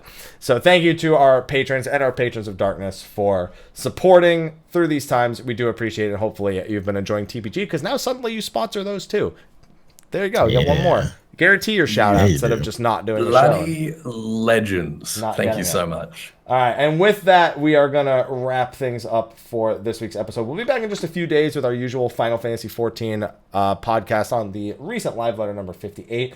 But for now, we have to do some sign-offs. Now, I'm going to let you guys know we're staying on this scene because of all the issues that happened earlier before the show actually started. It reset the scenes where it's just focused on your individual camera. Nothing major, but figured I'd let you guys know we're all going to be on the screen at the same time here for the rest of this part. Technical difficulties, what can you do? Thank you, OBS, for crashing literally 10 minutes before we were supposed to start this and making me do everything over again. Love you so much for it. So much. Ethys, thanks for joining us. You get to go first. Where can they find you at?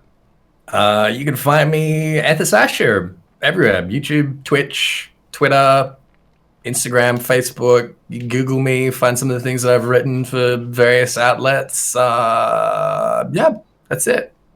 Finished playing Dirge of Kerberos today with a hard C, Kerberos.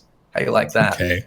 I hate it. And Yeah, that game is okay. It is just fine. And in the near future, I'm planning on playing through Crisis Core and New Threat as well, amongst all of the normal Final Fantasy XIV stuff, as well as XCOM Chimera Squadron came out, and I'm a big XCOM fan, so we're going to be playing that.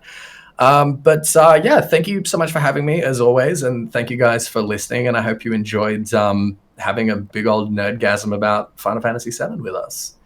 I'll pass it to Sly. Oh, good. Good right? look. Yeah, that's right. It? That's right. Yeah. You got it. Nice. Hi. You can find me at twitch.tv/Sly, aka Gray Fox, Twitter at SlyTheFox, pretty much everywhere. Like, that's just it, mainly. I actually have a little bit of a life now that I've finished both P5R and 7 Remake, but Tuesday I get to start Sakura Wars, and what else comes out this week? Oh yeah, Streets of Rage 4. That won't take too long to beat them up, but you know, if you love classic Streets of Rage, if you were ever a Sega baby, you probably played Streets of Rage 2 or 3 or 1. Yeah, it was good times. I'll be playing that too, but mainly Sakura Wars. I'm really fucking hyped for Sakura Wars. You have no idea. I'm back on my Far Eastern bullshit. You were never off of it. Don't you kid me? News to me. Yeah. Where can I find you? What you up to? Hey, don't forget you forgot to shout out WSLY. Oh yeah. We do WSLY every Saturday, City Pop radio station. I'll probably be doing one tomorrow because I just want something low key, you know, just to pass time until Sakura Wars gets here on Tuesday and I can actually play, and it's gonna be fun as shit. Yeah. Yeah, if you ever heard any 70s, if you've never heard any 70s or 80s J-pop, then definitely tune in, especially tomorrow, because yeah, it's just gonna be a little chill session. It is awesome, you guys. Like, you will discover some freaking awesome bangers. So do tune into that. It's great. I love it. Thank you, guys. Love you, boo.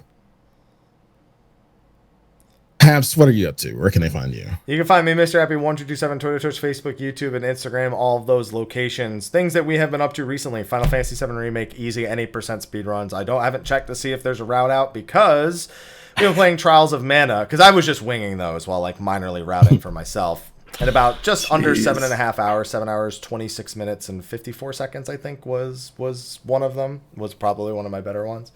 And I know it can get under 7 hours very easily. So I just need to improve a little bit on that. On top of that, we did Trials of Mana. I finished the first playthrough today. I'll probably New Game Plus the other ones and bully the hell out of them because it's been a pretty solid remake. Pretty nice if you've played the original or played any of the collections that have come out. Much better than the Secret of Mana remake, which we don't talk about. We don't talk about the Secret of Mana remake because no.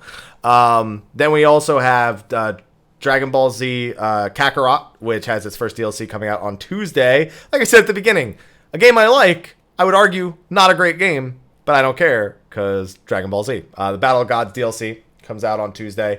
And then other than that, just the usual 14 business. I have some other games I was considering playing. Next month is also Xenoblade Definitive Edition. PSO2 is coming out on PC, or is going into beta on PC, which from what I understand will share servers with the Xbox version. So all that they'll be way ahead of me, but that means I'll just mosey on through most of the stuff probably for the most part. And I'm trying to think if there's anything I'm forgetting in recent times, things I can't remember other than daunting a little bit and Dauntless. I've been daunting more and Dauntless. That's been one. That's been fun. Yeah, and I can't think of anything else. And then I'm going to be starting after I platinum Trials of Mana, I'm starting a Realm Reborn restart where I'm replaying through Realm Reborn before it gets remade without any EXP bonuses that can't be obtained by a brand new player. So only if the collector's edition one, pretty much. I'm going to do it as a DPS and no one's allowed to queue with me at the same time. Yeah. We're going this route with it. No preferred world. We are making this as painful as possible. So Man, how much beer do you want me to send you? As much as possible. Because then, when it gets remade, we're going to do the exact same thing and see how much better it goes for a brand new player. So you're going from a speed run to a slow run? Yes. Literally as slow as humanly possible. Have fun with that. Yeah. Yeah. Sly's face is so much concern on it. Again, like, how much beer do you need? I haven't decided what DPS I'm going to play at, but I'm going to. I heavily contemplated playing a healer, but I was like, nope, you know what? Because I need to show what people should be doing when they have long queue times instead of sitting around bitching about long queue times, all right? You got to play the slowest DPS, which I think is probably Black Mage before level 50. Oh, I would love to play Black Mage, actually. That's a good idea. I think we're gonna play Black Mage. There you go. See, Summoner I could play and argue to go Scholar, but I think I'm gonna play Black Mage. Yeah, I'm down for that. Yeah, we're playing Black Mage for that. We're starting that after we get 100% achievements on Trials of Mana and after Dragon Ball Z Kakarot. So, I would say it's gonna be fun, but that would not be true. So, I don't think I can say that, to be honest. It'll be fun. Yeah. For different reasons. Fun's not, no. And also Animal Crossing, as per usual. We've been doing a ton of Animal Crossing. We've been doing our crossbreeding of our flowers. Finally got a purple rose today after getting 5 golden roses. Finally got 1 purple rose. We gotta find fake paintings, real paintings, May Day events, wedding event, new seasons, new months, new fish, new bugs, no time skipping, all that shit. I am fucking skipping cutscenes. I'm at least doing that for A Realm Reborn. Alright? Although I shouldn't, because I need to compare them. No, because... Look, no, I don't think so, because all the important scenes... You know what? This is a discussion for Wednesday. Wrong podcast. I'm disappointed. We might actually watch all of them. I think about it. Okay. But anyway, that's going to be a wrap for us. Thank you again to our sponsors. Thank you to everyone for tuning in for Spoilercast. This will be available on YouTube and audio formats tomorrow. And now we're going to do a short post show, and then I've got a weekly Q&A to record. So it's time for that. So thanks everyone for tuning in. We will see you on Wednesday for State of the Realm. And until then, take care. Bye, everyone.